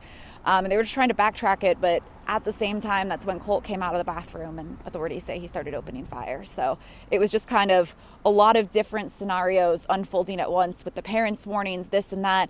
He had taken the bus that morning. We saw video of him. We've heard a lot about how he might have wrapped the gun with poster boards as he got on the bus and put a hat over it. We saw video of, the poster board sticking out of his backpack today with presumably the gun inside as he boarded the bus. So we were able to kind of see that full timeline unfold today as he did go to school. Grace King, we know you're going to stay on top of this as we're now still in day one of a trial suspected to take several more weeks. Grace, we'll check back in with you a little bit later. Thank you very much. We're going to turn now to another challenging story that we have now been following for more than 2 weeks. This is the disappearance of Nancy Guthrie, the 84-year-old mother of Savannah Guthrie. Savannah Guthrie, the Today Show co-anchor. The search for her mother, Nancy, is now into its 3rd week. Law enforcement now confirms that they do have some DNA and multiple pieces of evidence that they have uncovered in their ongoing investigation and search for Nancy Guthrie. At this point, no person has been identified publicly as a person of interest or a suspect. Lee Waldman joins us with a look at where the case stands now. As the search for Nancy Guthrie enters into its third week, a source says that there is no leading theory on what led to her disappearance. Was it a burglary gone wrong or a targeted kidnapping? Still, no answers as her family is pleading for her safe return. To whoever has her or knows where she is, it's never too late. Savannah Guthrie making a new plea to her mother, Nancy Guthrie's apparent kidnappers. It's never too late to do what's right. We believe in the essential goodness of every human being. This weekend, the FBI says a glove recovered near the home by investigators believed to visibly match the one worn by a masked individual seen on doorbell camera video has DNA. It's currently undergoing forensic testing in an effort to identify a potential suspect. These are very, very strong and definitive updates. Experts say the DNA will be run through criminal databases to determine if it matches a known criminal. Authorities will also likely be submitting the evidence to third-party DNA mapping services offered to the public. Neighbors within a 2-mile radius of Guthrie's home are still being asked to submit any surveillance camera footage to authorities. CNN previously reported the FBI was fully engaged in offering resources to local authorities by February 2nd. However, one neighbor wonders if that help came too late. The sheriff is a very experienced veteran of law enforcement, but that doesn't necessarily mean that he's experienced with what this case is all about. And I mean, I feel like they invited the FBI in, or the FBI came in pretty quickly, but maybe it wasn't quite quickly enough. Sheriff Chris Nanos says that they are currently sifting through more than 30,000 tips that they've gotten in the 16 days since Nancy Guthrie disappeared. Thousands of those pouring in the hours and days following the release of that doorbell camera video and photos. In the Catalina foothills, I'm Lee Waldman. And law enforcement asking for tips from people who are in the area near Tucson in Arizona, and also from people anywhere in the country. They are casting a wide net here. And there is up to $100,000 in reward money offered by the FBI for information that leads to the recovery of Nancy Guthrie, they say, and or information that leads to a conviction of anybody responsible for this. If you know anything, authorities are asking you to call this phone number. We're going to read it twice. 1-800-CALL-FBI. Again, that phone number, 1-800-225-5324. That is the number to call if you have any information connected to the disappearance of Nancy Guthrie. We're going to turn now. This is a live look. Should be coming up on your screen any moment. This is inside the courtroom in Athens, Clark County. This is Clark County Superior Court, where jurors are now deliberating in the case of the killing of Tara Baker. Prosecutors have charged Edric Faust with her murder. Faust has pleaded not guilty. The defense and the prosecution have now rested their cases.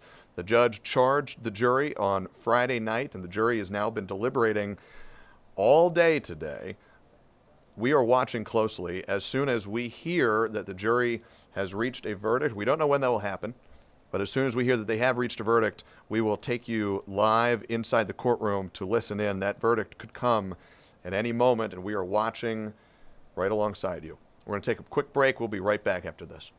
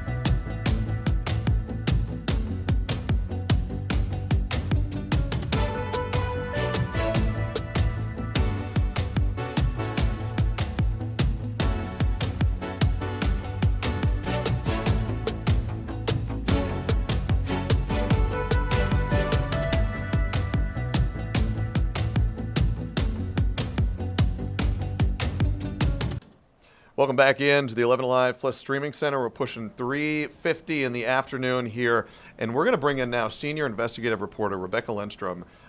Rebecca, you have been on a years-long reporting project at this point, we should say, because I know you want a national award-winning reporting project, but most importantly, a project that has been getting real answers for some parents and some kids who have been in a really tough spot. This is the Help That Harms series. Can you bring us up to speed, and for those who, they shouldn't have, but for those who maybe are just catching this now, what this project is all about? This project really is focused on children who have been taken to an emergency room. The parents are accused of abuse because of the injuries that doctors are seeing. And I think the easiest way to really bring people up to speed with what we have just been working on for the past few years is just to go ahead and show you a story that we put together that kind of wraps it all up.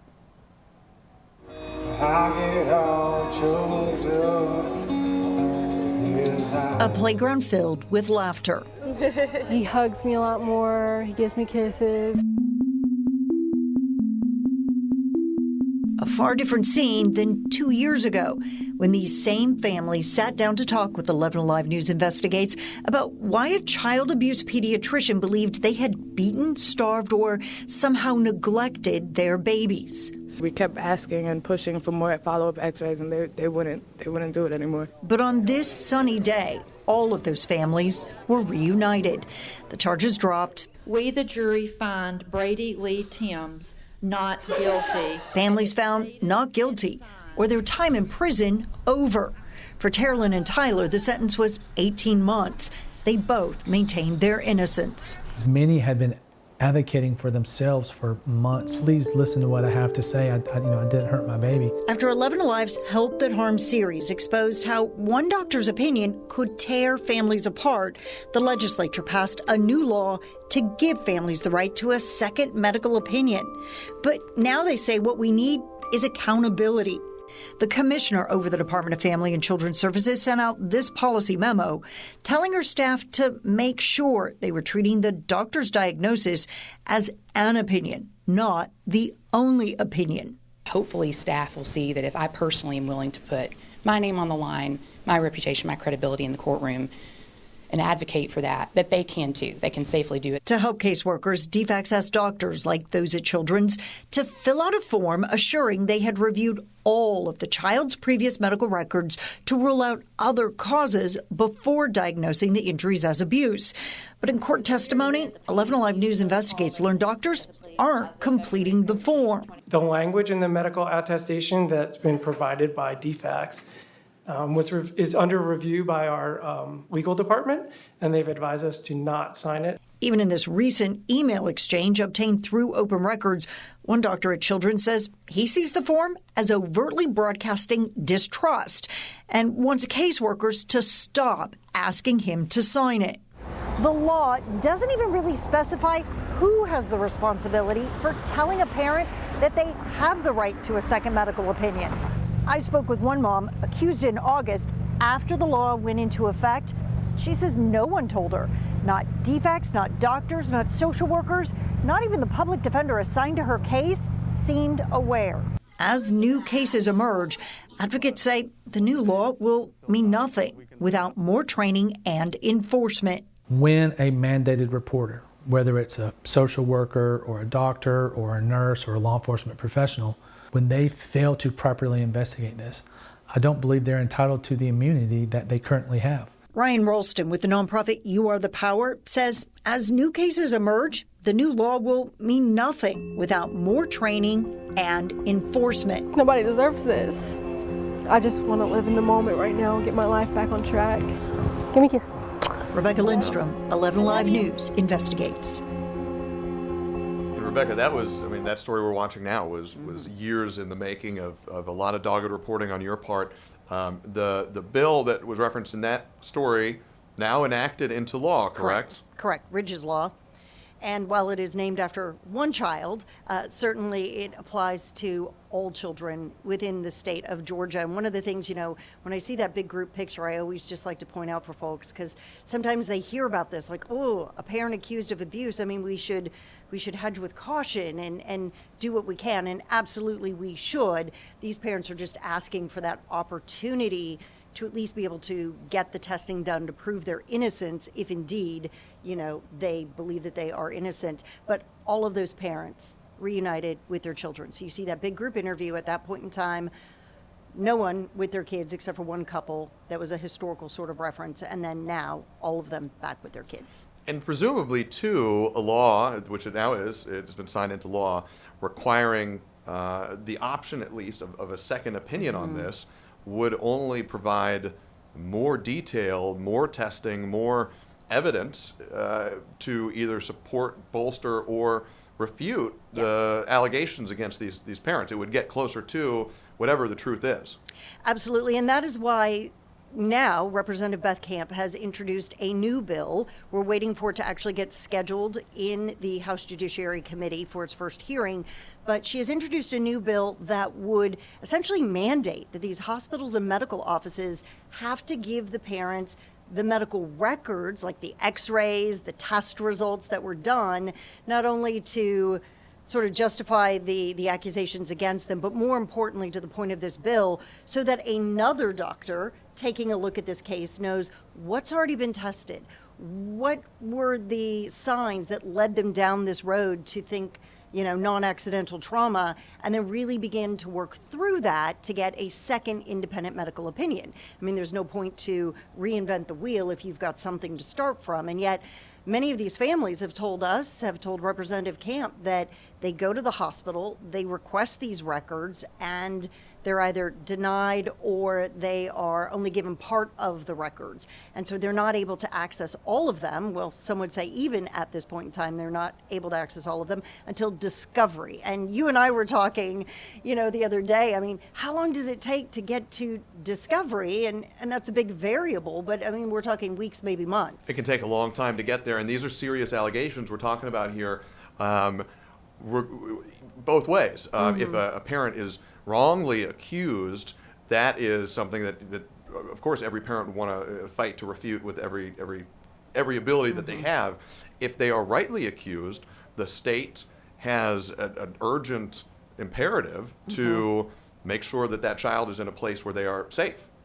This is, you've been navigating this really kind of tense counterbalancing act a little bit of just trying to find the truth in between these two very different poles.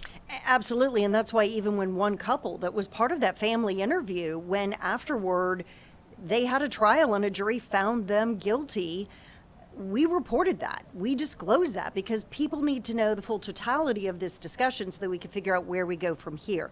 But I think that the discussion around the current bill that is going to be had, some might say, well, you're asking us to give evidence that's going to be used against this family in a trial or a juvenile hearing before we actually get to that point. But the parents' argument is it is those records that we need in order to really get to the truth of what is happening with the child. So stop focusing on how you're going to punish the parents in this case, and let's focus on how we're going to get help for the child.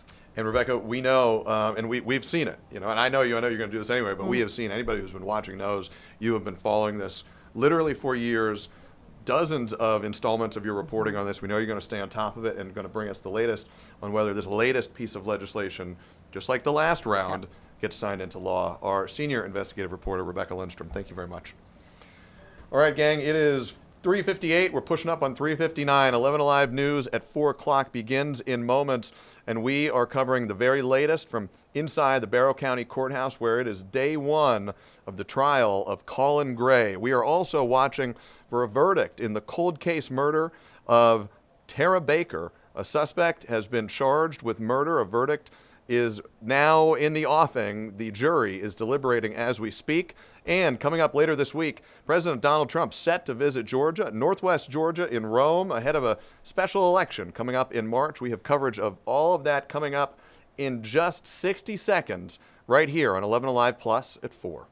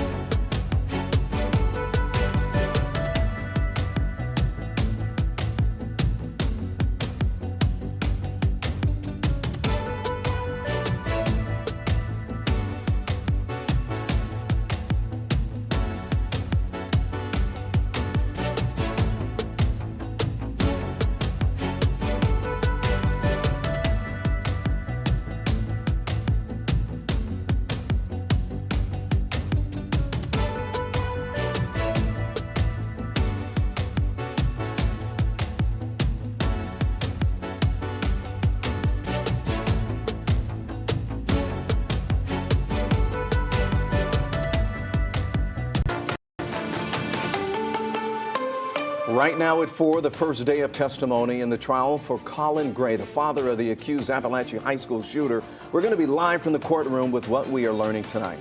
And the Postal Service now offering a reward as police search for the person who shot and killed a mail carrier. How his mother is remembering him today. And just coming into the newsroom, President Donald Trump set to visit Georgia this week as candidates face off for one of Georgia's congressional seats. Early voting is now underway, so we spoke with voters in District 14 about what they want to see.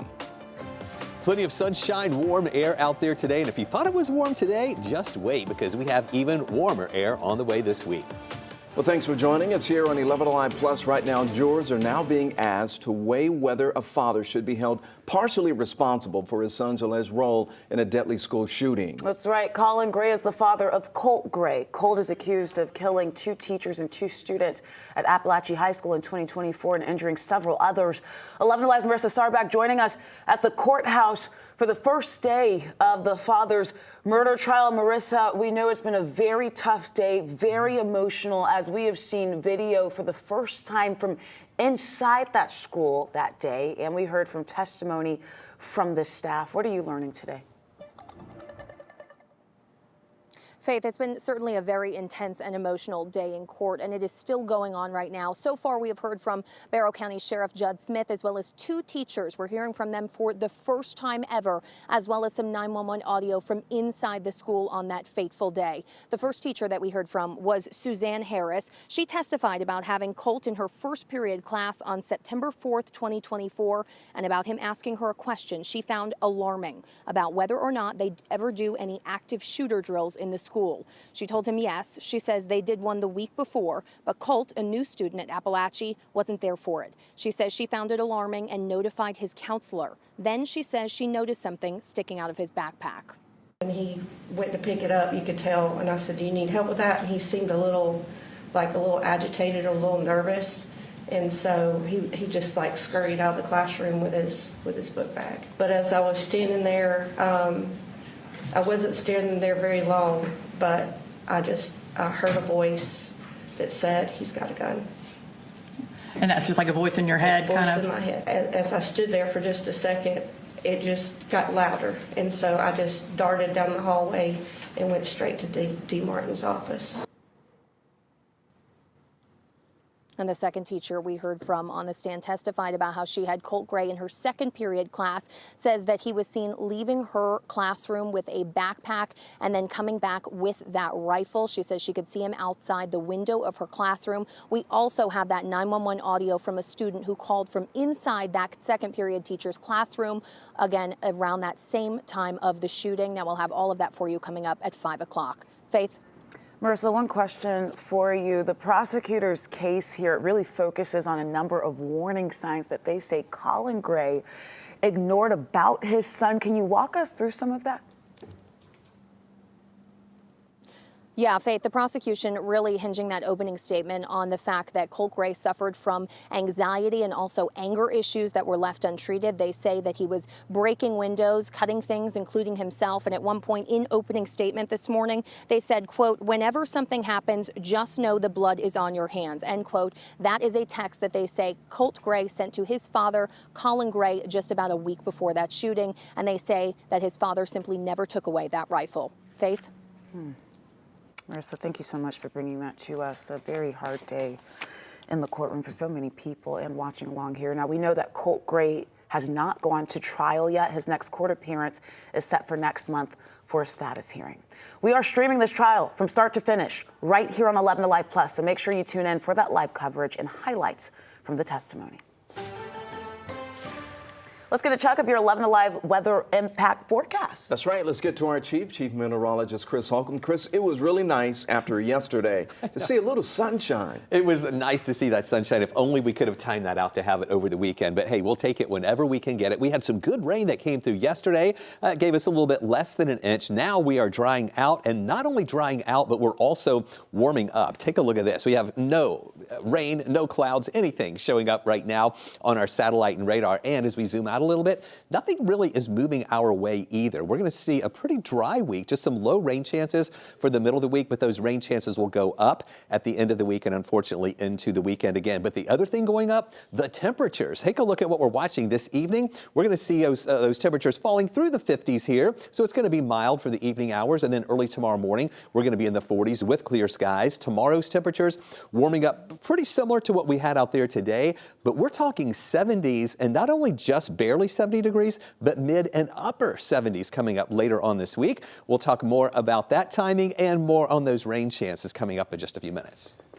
All right, folks, we got some breaking news out of Milan, Italy. Georgia bobsledder Ilana Myers-Taylor taking home her first ever gold medal in the monobob. The entire newsroom was watching as this moment happened. We were all like, go, go, go. She was already the most decorated black athlete in Winter Olympic history, but this moment is extra special. Our Cheryl Preheim is very, very close with Miss Myers-Taylor. Cheryl, I can imagine your reactions as we were reacting here. How excited are you right now? To be able to say this is a dream. Ilana Myers-Taylor from Douglasville, Georgia, is an Olympic champion, and she did it in incredible fashion. She had a fast start. She was flying down the track, a flawless run, and she gets her gold. She's been waiting for this for almost 20 years of competitive bobsled racing.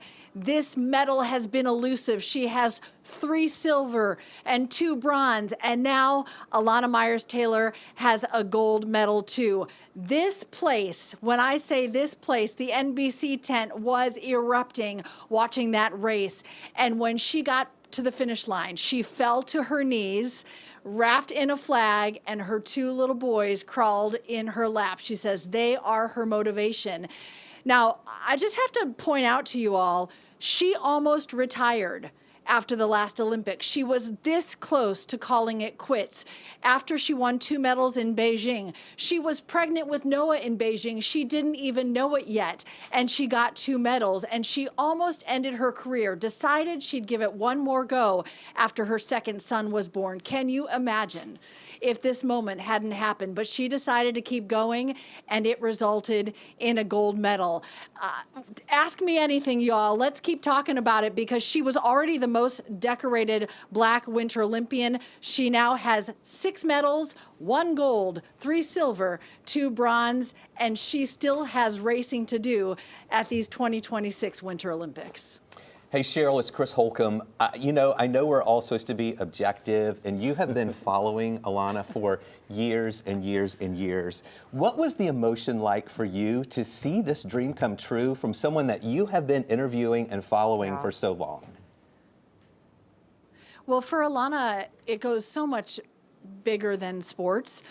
Ilana is someone who races not because she's trying to have personal gain. She races for a bigger purpose, and her family is first and foremost in that.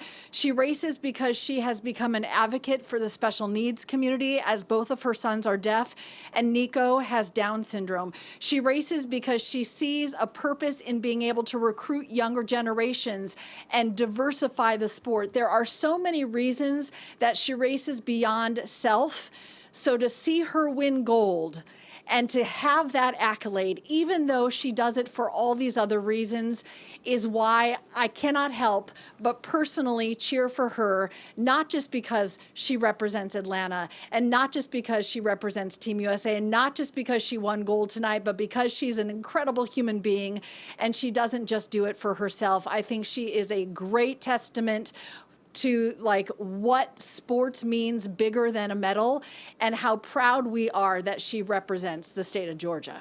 Well, I'm sure, Cheryl, that when the dust or the ice settles there out there in Milan, that you're going to have a chance to speak with her and get her thoughts as well. We really, truly look forward to it. We really enjoy your coverage as well. So well spoken. So thank you so much, Cheryl. And the fact that she's a mom. Yeah. Yes. And just, I've been watching this story for so long as well. And just seeing this happen, getting gold. I was back in the Weather Center watching it right before the newscast out there, and with her boys there, just the emotion. I could just feel the relief. This has been her goal to come back and win gold, and she did it. That and was just so amazing. We all feel so connected. Yeah, I know, right? absolutely. I felt like a bobsled expert. I know. I was like, no Germany, Right. no, lost some time. Yep, you I hit was the there. wall. You hit the wall. That's right. Yep. That's and right. she's bringing home gold. And here's the deal. This could be her last run, but it's her first gold. Yes. A gold that really matters to her Yes. and her family. Yes. just and for awesome. all of us. Yes. Big congratulations. Yeah. I can't wait for that. Danielle. Alrighty, well, we are continuing to keep our eye on the traffic this evening after all that excitement. We do have one crash to talk about. This is on 285. This is near Spaghetti Junction, and unfortunately, it is causing some pretty decent backup. The good news is it is a holiday, so we're not seeing a lot of accidents, but as we take a closer look at this incident in particular, right along Spaghetti Junction, we are seeing some red and some orange speed times right now, moving very slow, around 25 miles an hour. This accident happened at 3:56. It's expected to be cleared by 4:26. I'm not really seeing exactly how big the accident is, but that backup is definitely substantial. Also, near Swanee, we are looking at a brand new crash as well. This is I-85 northbound and Old Peachtree Road. Those are our only two incidents right now. I'll keep my eye on it, and I'll bring you another update shortly. All right, Danielle, thank you so much. Well, new this afternoon, the U.S. Postal Service offering a reward of up to $250,000 to find out who shot and killed a postal worker. Well, the family of 31-year-old DeQuavius Graves says that he was shot on the job last Thursday in DeKalb County while completing a route on Oxford Lane. He's worked for the Postal Service for 3 years, and Graves' mother called him her sunshine. I was like, this is not real. I kept telling them, this is a dream. Y'all telling me my child is dead? No way. There's no way. Yeah, she is begging the person who killed him to come forward. And today, the U.S. Postal Inspection Service sent us a statement saying that it is deeply saddened by the loss of a postal family member. Inspectors are working alongside DeKalb County Police on this investigation into the shooting. The DeKalb County Sheriff's Office says an inmate has now died inside the jail. So on Sunday, 57-year-old Michael Gaffa was pronounced unresponsive inside of his cell. The Sheriff's Office says that EMS responded immediately, but Gaffa was already pronounced dead when they got there, and he's now been in custody since September. The Sheriff's Office says that there is no indication of foul play or criminal activity, and they're still looking into what actually caused his death. Straight ahead today on 11Alive Plus. The search for Nancy Guthrie now on day 16, the new plea from her daughter, and evidence investigators are looking at right now.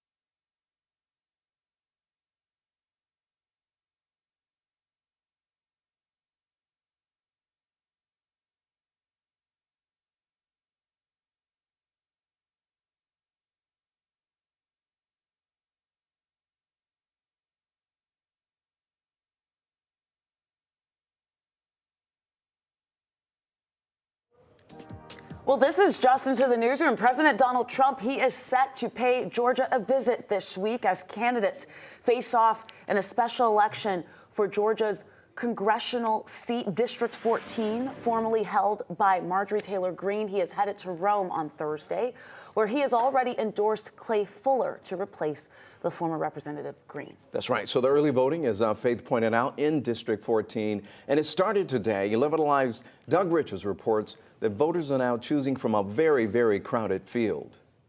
There are 22 people on the special election ballot to replace Congresswoman Marjorie Taylor Greene. Most of them are Republicans. One of them is Jim Tully, a guy who has acquired an outsized bus with his face on it, which he uses to campaign across the district. It's gorgeous.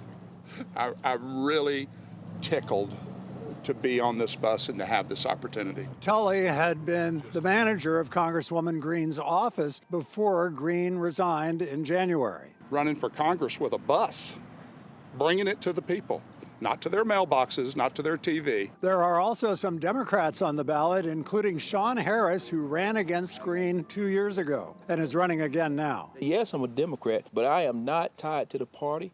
And the proof in that is I am not going to get any endorsement from somebody national. Because there are so many Republican names on the special election ballot, some Republican leaders are openly worried that a Democrat will actually get into a runoff and ultimately win this special election to replace Marjorie Taylor Greene.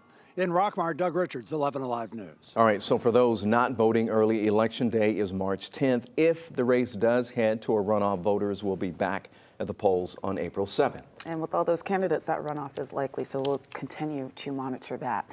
Well, now to this, day 16 of the search for 84-year-old Nancy Guthrie, despite pleas from her daughter and family. Police have not made any arrest, but as Jennifer Yorkland reports, investigators are not giving up. As the search for Nancy Guthrie stretches into a third week, Today Show host Savannah Guthrie with a message. To whoever has her or knows where she is, that it's never too late. Since Guthrie went missing, investigators have fielded more than 30,000 calls and thousands of tips. They spent the weekend searching around her neighborhood, swarming a house about a mile from her home. But now two sources telling NBC News they're leaning away from the man who lives in that house and away from the delivery driver questioned last week, as well as family members. That flurry of action, though, did not lead to any arrests and no new public details. But experts say that does not mean the investigation is stalled. Lots of things that are happening behind the scenes that we don't know about. The fact that Savannah reached out again today is indicative of wanting to hear from them. Officials now waiting for DNA results to come back on a glove found last week just a couple miles from Guthrie's home. It appears to match the glove worn by the masked person in this video taken from a doorbell camera the morning Nancy Guthrie disappeared. The video released last week shows a man 5'9" to 10 inches tall wearing a gun and a 25-liter Ozark Trail Hiker backpack sold exclusively at Walmart. But even if DNA results reveal an identity, law enforcement would still have to tie that person to the Guthrie home. This search has stretched into a third week. Pima County Sheriff Chris Nanos has faith this investigation will be closed. We're going to get there. We will find this person. That we know. Savannah Guthrie with a message to her mother. I just wanted to come on and say that we still have hope. And we still believe. And a plea from a family to bring Nancy home.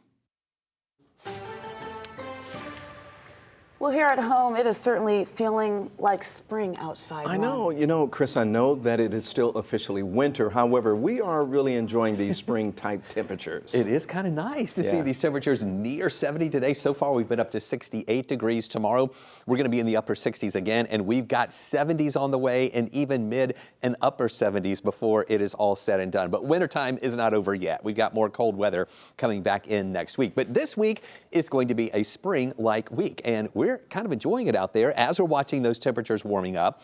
And as we warm up into the 70s, we're also going to see some rain moving in later on in the week, but still the potential of coming close to some records late this week too, on Thursday and Friday when we're in those mid and upper 70s. Live look right now at our tower cam at Northside Hospital looking northward. King and Queen building here, blue sky, the flag on top of Northside Hospital, not blowing too much. We don't have much of a breeze out there right now. On the south side, down in Coweta County, looking good there at the courthouse where we have blue sky, plenty of sunshine as well. Just about all of us are seeing plenty of sunshine. Here you see that temperature at 68 at this hour, mainly upper 60s around the metro area. LaGrange is at 70. Look at Rome right now, checking in at 73. And even in the mountains where we see cooler air, I mean, 61 is cooler in Clayton, but don't you know the folks up in the mountains are like, hey, this is great with these temperatures, excuse me, in the lower 60s. We're going to start off in the morning in the 40s, right about 45 degrees, and then we're going to be warming pretty quickly through the morning hours, eventually getting up to around 68 in the afternoon. Sunshine mixing in with just a few clouds at times during the day. So tonight, mainly clear, and with that clear sky, temperatures will be moving down into those 40s here in the morning. And then look during the day tomorrow, again, a lot of sunshine around, but there might just be just a couple little clouds here and there. We'll call it partly cloudy during the day. Wednesday, I do think we're going to see more clouds around, and I'm not really overly concerned about any big time rain chances here on Wednesday. The models are trying to show maybe a little speck here and there over in Alabama.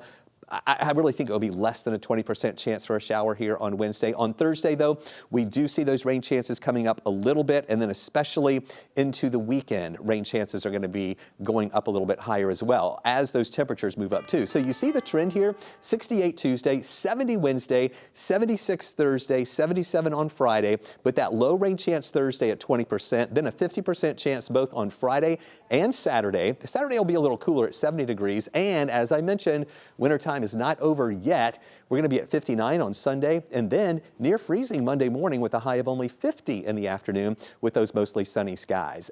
This is your weather wow, wow, wow moment, I think. Just look at that. This is up in Hiawassee. Joanne Vogler took this a little bit earlier today as the sun was coming up, and you can see some of the fog in the valleys, the mountains protruding up above that. That is just beautiful, Joanne. Thanks for sharing that with us. Joanne's part of our 11Alive Weather Impact Team on Facebook, and if you want to be a part of that group, when you're on Facebook, just search 11Alive Weather Impact Team. Ask to become a member and answer the membership questions, and you can be a part of this exclusive local weather community. All right, Chris. Coming up here, you don't have to be an elite athlete to get an invite to the Olympics. How one Georgia mom is getting in on the action as a volunteer. And a little later on, how one Olympic sport is now bringing a Metro Atlanta family together on the ice. You're watching 11Alive Plus.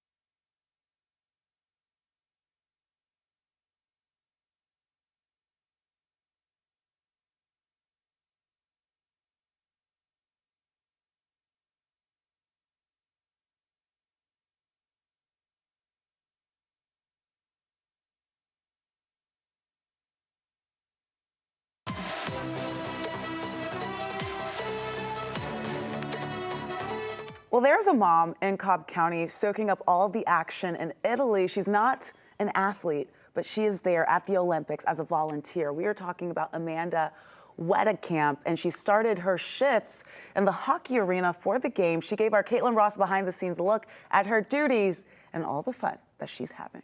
Amanda is loving her assignment. She's already been to the hockey arena, and she's giving us a sneak peek behind the scenes of what it looks like to volunteer at the Olympics. As a volunteer at the Winter Olympics in Italy, we are given these super stylish uniforms, but not only that, we are given some amazing swag. Let me show you. First, we have a metal Coca-Cola branded water bottle. Then we were given these incredible branded Swatch watches, probably my favorite so far. We also have one of several volunteer pins we've been given, and we have this reusable tumbler. A couple of things I have learned about Italy. The first one is they eat dinner incredibly late. So you need to be prepared to not have dinner until between probably 7:30 and 9 p.m. Very different for me. The second thing is public transportation is incredible here. It's one of my favorite things. I have navigated the airplane, a train, several buses, the tram, and the metro.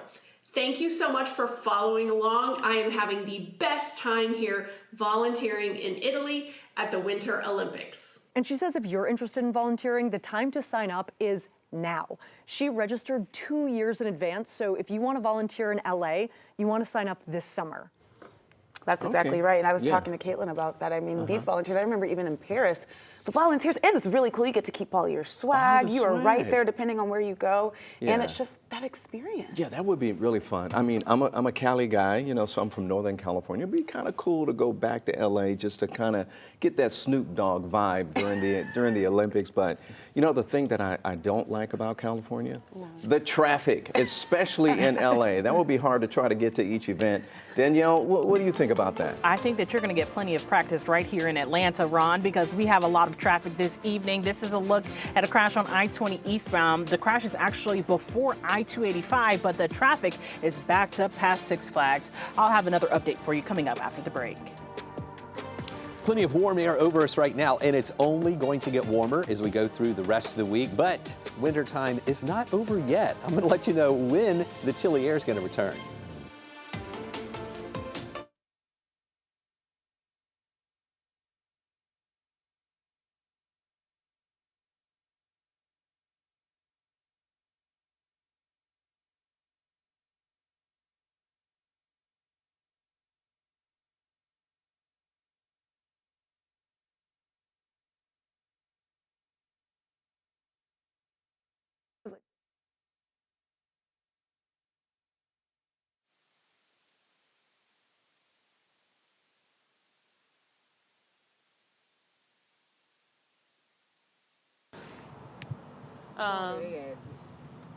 But she says that's if they.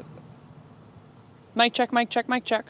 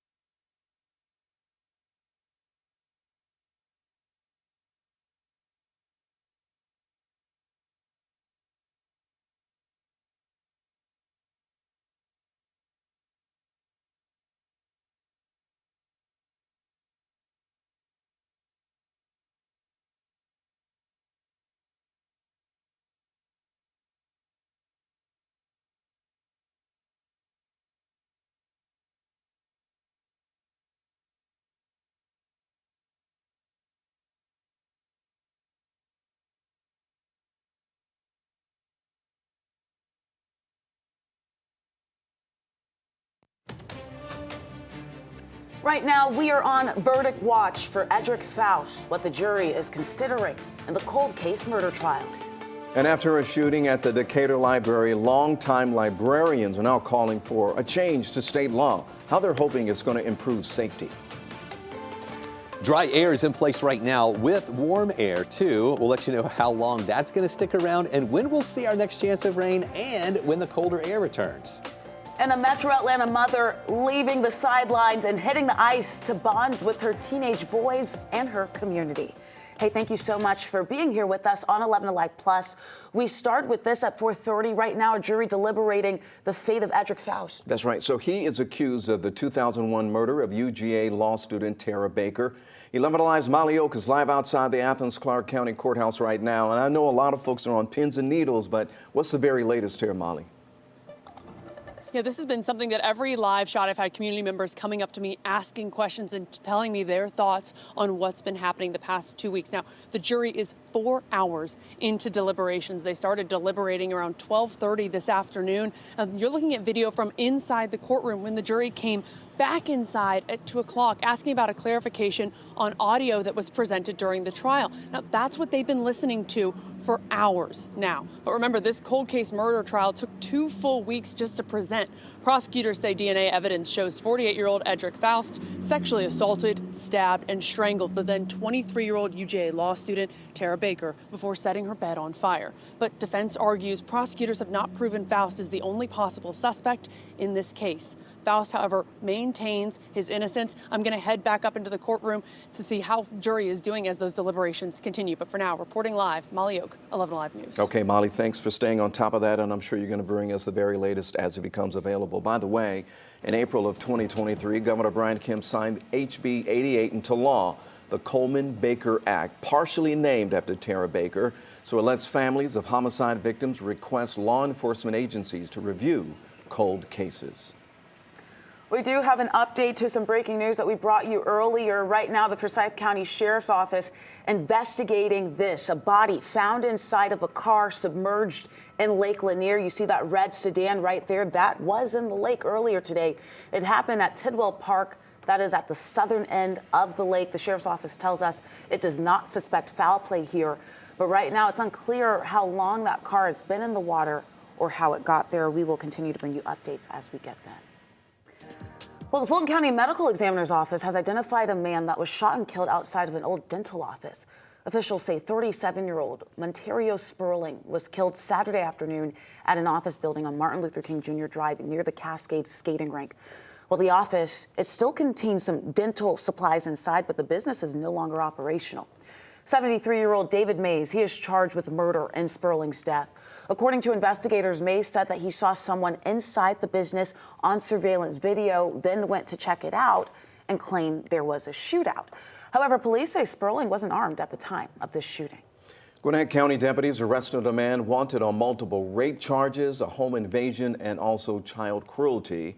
On Wednesday, the Gwinnett County's fugitive unit and U.S. Marshals arrested Kalias Long in Norcross. And right now, we're still working to try to get our hands on those warrants that would explain the story behind those charges.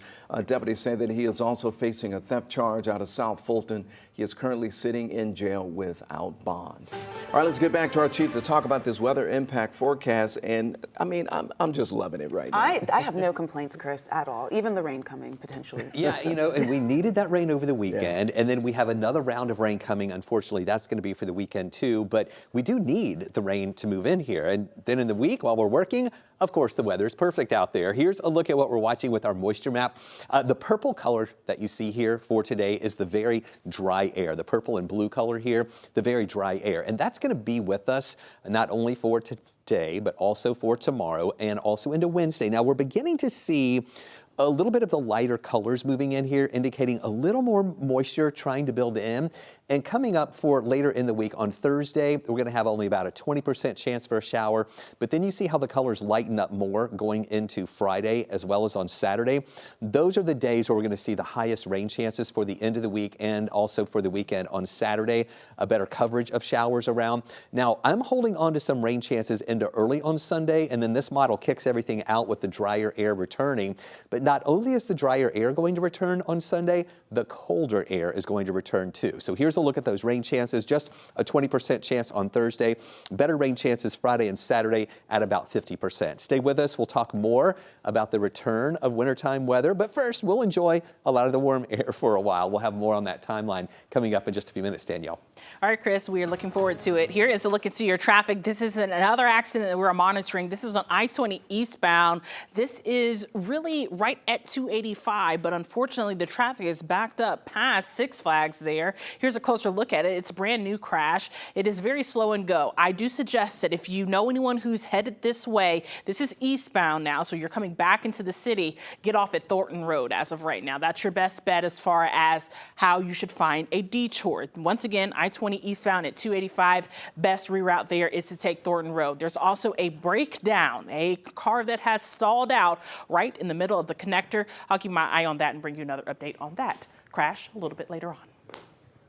Well, a lot of us care about what we put into our bodies, right? One thing you might want to look at is the water that you drink every day. The government estimates suggest as much as half of U.S. households have some level of forever chemicals, PFAS, in their water.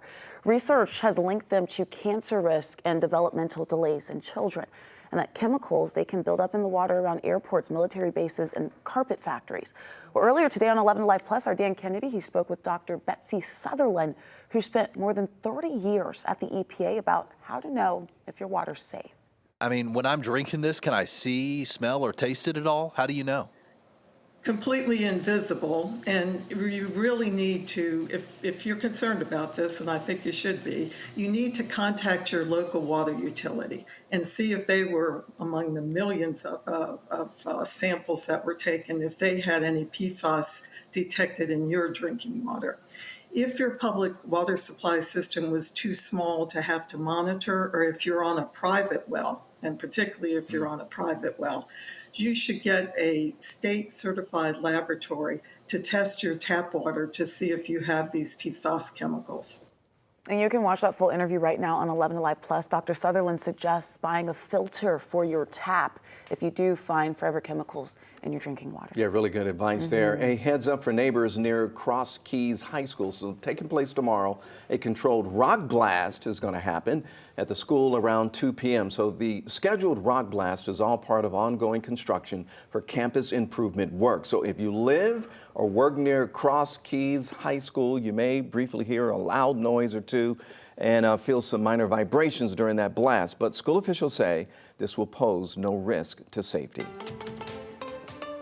All right, straight ahead, what new eviction numbers are revealing about Atlanta's housing situation? You're watching 11Alive News at 4.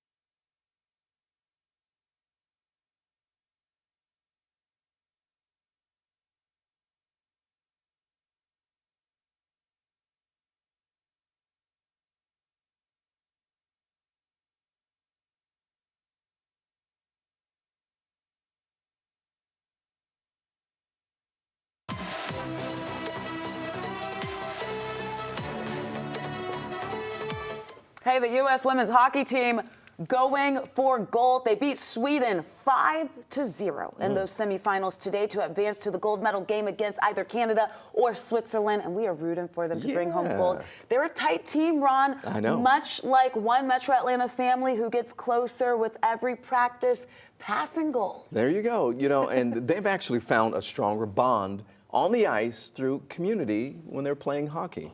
As 11Alive Joe Ripley reports, is proof that you can actually play at any stage of life with those you love.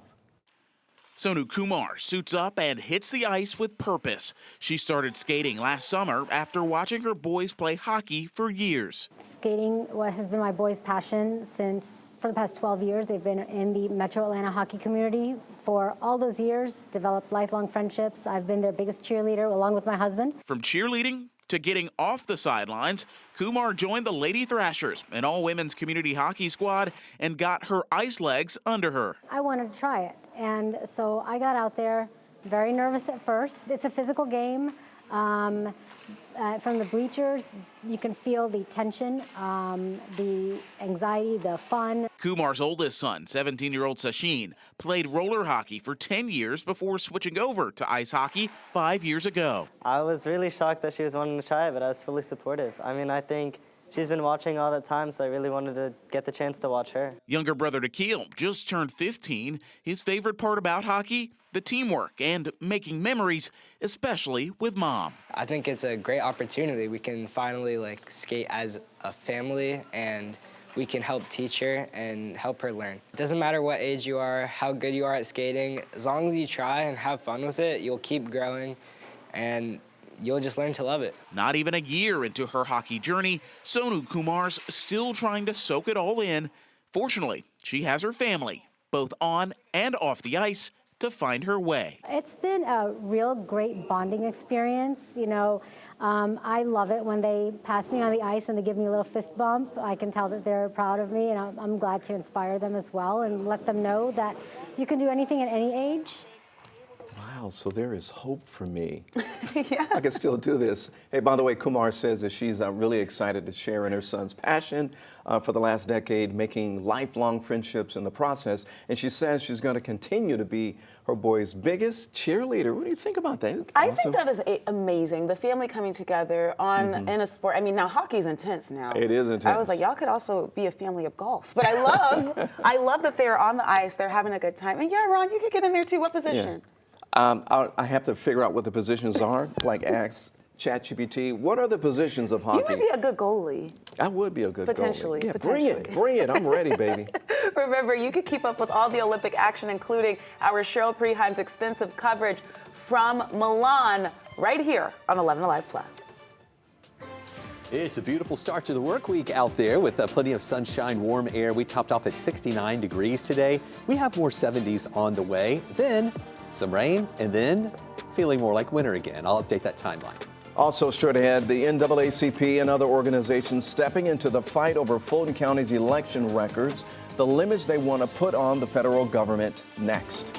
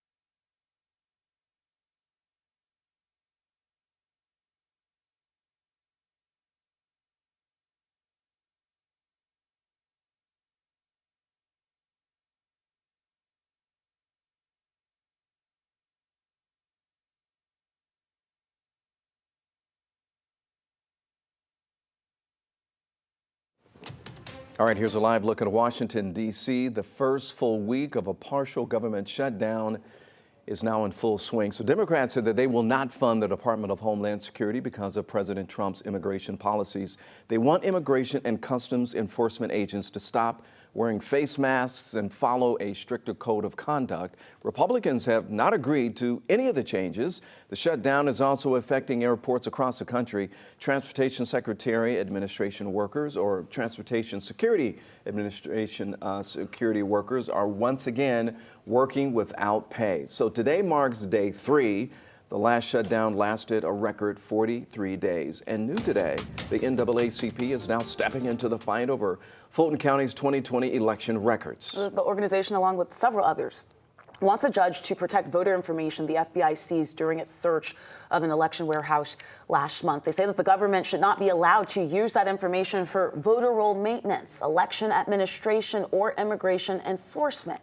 They also want the federal government to release a list of all the documents it took from Fulton County. Well, the Justice Department has not responded to this motion, but Fulton County has already filed a motion to try and get those documents back. And Democratic lawmakers right here in Georgia are now trying to keep ICE detention centers out of metro Atlanta communities. Over the weekend, State Senator Jaha Howard and South Fulton City Councilwoman Helen Genobi Willis held a news conference announcing plans to introduce legislation aimed at stopping the construction of large-scale ICE detention facilities. Georgia taxpayers should not subsidize or facilitate large-scale federal detention expansion without clear public consent or accountability. Fulton's future should be defined by opportunity and unity, not by industrial-scale detention facilities imposed without the voice of the people. Our community is not a warehouse. It is our home, and I will always fight to protect such.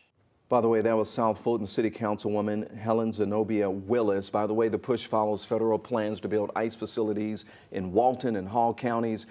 In the cities of Social Circle and Oakwood. In Social Circle, by the way, records show that ICE now owns a large warehouse there where officials plan to house 10,000 detainees, which is a number double the town's population. A smaller processing center is expected to be up and running in Oakwood within the coming months. And Senator Reverend Raphael Warnock has now filed an amendment to prevent DHS from buying properties in Social Circle and Oakwood. Republicans Mike Collins and Andrew Clyde said that they support ICE right now while recognizing local concerns about the size of the proposed facilities. We have a really nice day out there, plenty of sunshine. Temperatures today made it up to 69 degrees. We were near 70. We're going to do that again tomorrow. The warmest part of the day between 2 and 5 o'clock tomorrow afternoon, when we're going to see those temperatures near 70 degrees. So enjoy the warmth during the day. Maybe in the heat of the day, taking off a jacket for a short sleeve shirt. Definitely the sunglasses, as we'll see the sunshine mixing in there between some of the clouds too. Here is a live look right now. This is our tower cam from Arizona Avenue over right on the DeKalb County line, DeKalb Fulton line, looking westward toward the city. Oh, so nice out there with all that blue sky and sunshine. Airport also looking good. Visibility today is better than it was yesterday when we had the rain around and the low clouds. We don't have any delays at Hartsfield right now. Dry runways and taxiways as well. We're right now at 68 degrees. Again, the temperature, our high made it up to 69. We're still at 69 in Chamblee, Marietta, Kennesaw, right at 69 degrees. Over in Monroe and Walton County at 67. We have upper 60s on the west side. Carrollton right now checking in at 68 degrees. Forecast track shows the dry weather is going to stick with us tonight and tomorrow. Mostly sunny skies early on. By afternoon, we'll call it partly cloudy as we see just a few more clouds that'll be mixing in with the sunshine at times, but again, not giving us any rain. On Wednesday, clouds are going to thicken up a little bit more. I still don't think it's going to be a complete overcast all day long. There'll be some peaks of sun here and there, but there will be more clouds around on Wednesday. And I'm not really worried about rain chances here for Wednesday. On Thursday, we do see about a 20% chance for an isolated shower. Nothing major, just a couple little green blips here and there. Again, with that very low rain chance on Thursday. The rain chances actually will be going up, though, on Friday and Saturday. So we have the warm air over us now. That's going to be with us pretty much all week long. On Friday, still with those temperatures that are going to be not only just barely 70 degrees, we'll be up in the mid to upper 70s here on Thursday and on Friday. Maybe just a couple of degrees away from some records, so we'll keep an eye on that. And that has a lot of people wishing for spring, but spring has not sprung yet. Wintertime is not over. Look at this, going through the weekend, we're going to see some rain around starting on Friday, Saturday, ending on Sunday, but then that opens the door to another surge of cold air that's going to move in for the second half of the weekend and also the beginning of next week. So here is that 7-day outlook where you see those temperatures rising: 70 Wednesday, 76 Thursday, 77 on Friday, but also the rain chances rising too. 50% chance for showers on Friday and Saturday, going down to a 40% chance on Sunday. I really think that would be earlier in the day Sunday before we start clearing out and colder air coming in. 59 for a high Sunday, only up to 50 degrees by Monday. Okay, Chris, here is a look. We are still monitoring this crash. This is at I-20 eastbound in Cobb. What you're looking at right now is the backup. This is really right at 285. That's where the actual crash is, but the backup is all the way past Six Flags. I will say that if you do plan on taking Thornton Road, that is your best bet. However, it is still slow and go in that area as well. So just allow a little extra time. The good news is this is the only major crash now. All the other crashes that I've been monitoring has since been cleared. It is also a holiday today, so there's not a lot of people on the roadways. But once again, I-20 eastbound in Cobb County, definitely suffering from a crash that happened a little bit earlier there, Faith. Well, the city of Marietta is having an issue processing some online payments after one of its providers suffered a ransomware attack. The city says BridgePay Network Solutions was hit with that attack on February 6, impacting payment services for hundreds of cities across the U.S. Well, the city says on Friday that it is working to come up with an alternative payment method so online business license payments can resume while that problem is being resolved. A deadline coming up fast if you want to be part of a cash settlement from ancestry company 23andMe. Millions could get a chunk of this $50 million payout. So listen up. It stems from a data security breach we told you about back in October. The last day to file a claim, that will be tomorrow, February 17th. If you're eligible, you would have received an email about this settlement. So are we alone in the universe? Well, former President Barack Obama doesn't think that we are alone. And his recent comments about aliens are getting a lot of attention, as you can imagine. So if you've seen the headlines and you want to know what's going on, here's a breakdown. Barack Obama said aliens exist. Well, kind of. In an interview with Brian Tyler Cohen, the former president was asked whether aliens are real.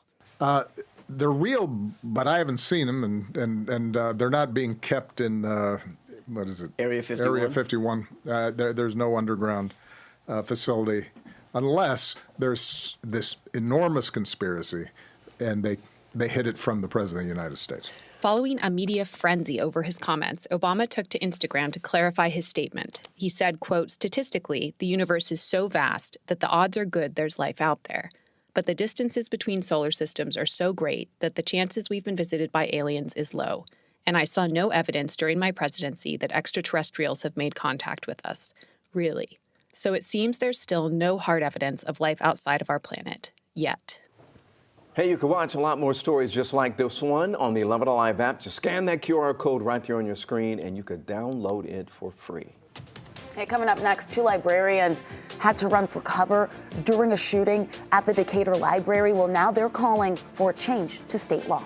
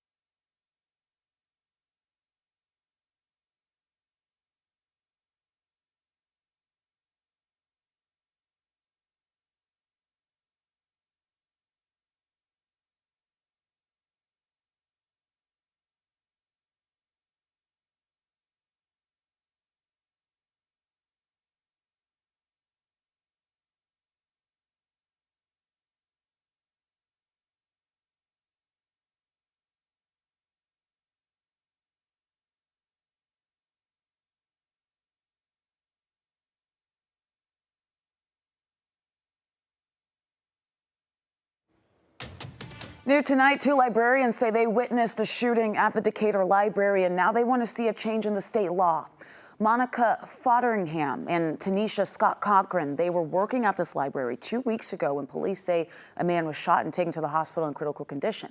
Well, the suspect was arrested days later. The library closed down for more than a week as a result. Well, both librarians had to rush to safety when they heard those shots. Monica says what followed was a lot of chaos and fear. Terrified. I literally thought, is this how it ends for me?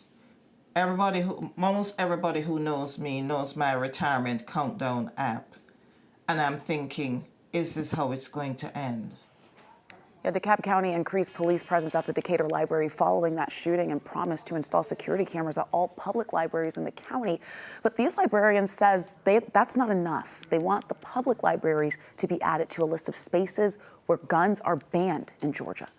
It's a place of community. It should be included. If schools are included, why aren't public libraries included? Yeah, state law here in Georgia allows gun owners to carry in most public spaces. Well, new numbers show Atlanta is facing an eviction crisis. Princeton University's eviction lab says nearly 144,000 eviction notices were filed across Metro Atlanta in just the past year. According to our partners over at the Atlanta Business Chronicle, Atlanta had more eviction filings than New York City, even though New York has 4 times as many renters. Researchers also found Black renters are hit the hardest, making up 71% of those eviction filings. Coming up on the news at 5, the trial begins for the father of the accused Appalachia High School shooter. We're live tonight with a look at what happened during the first official day of trial.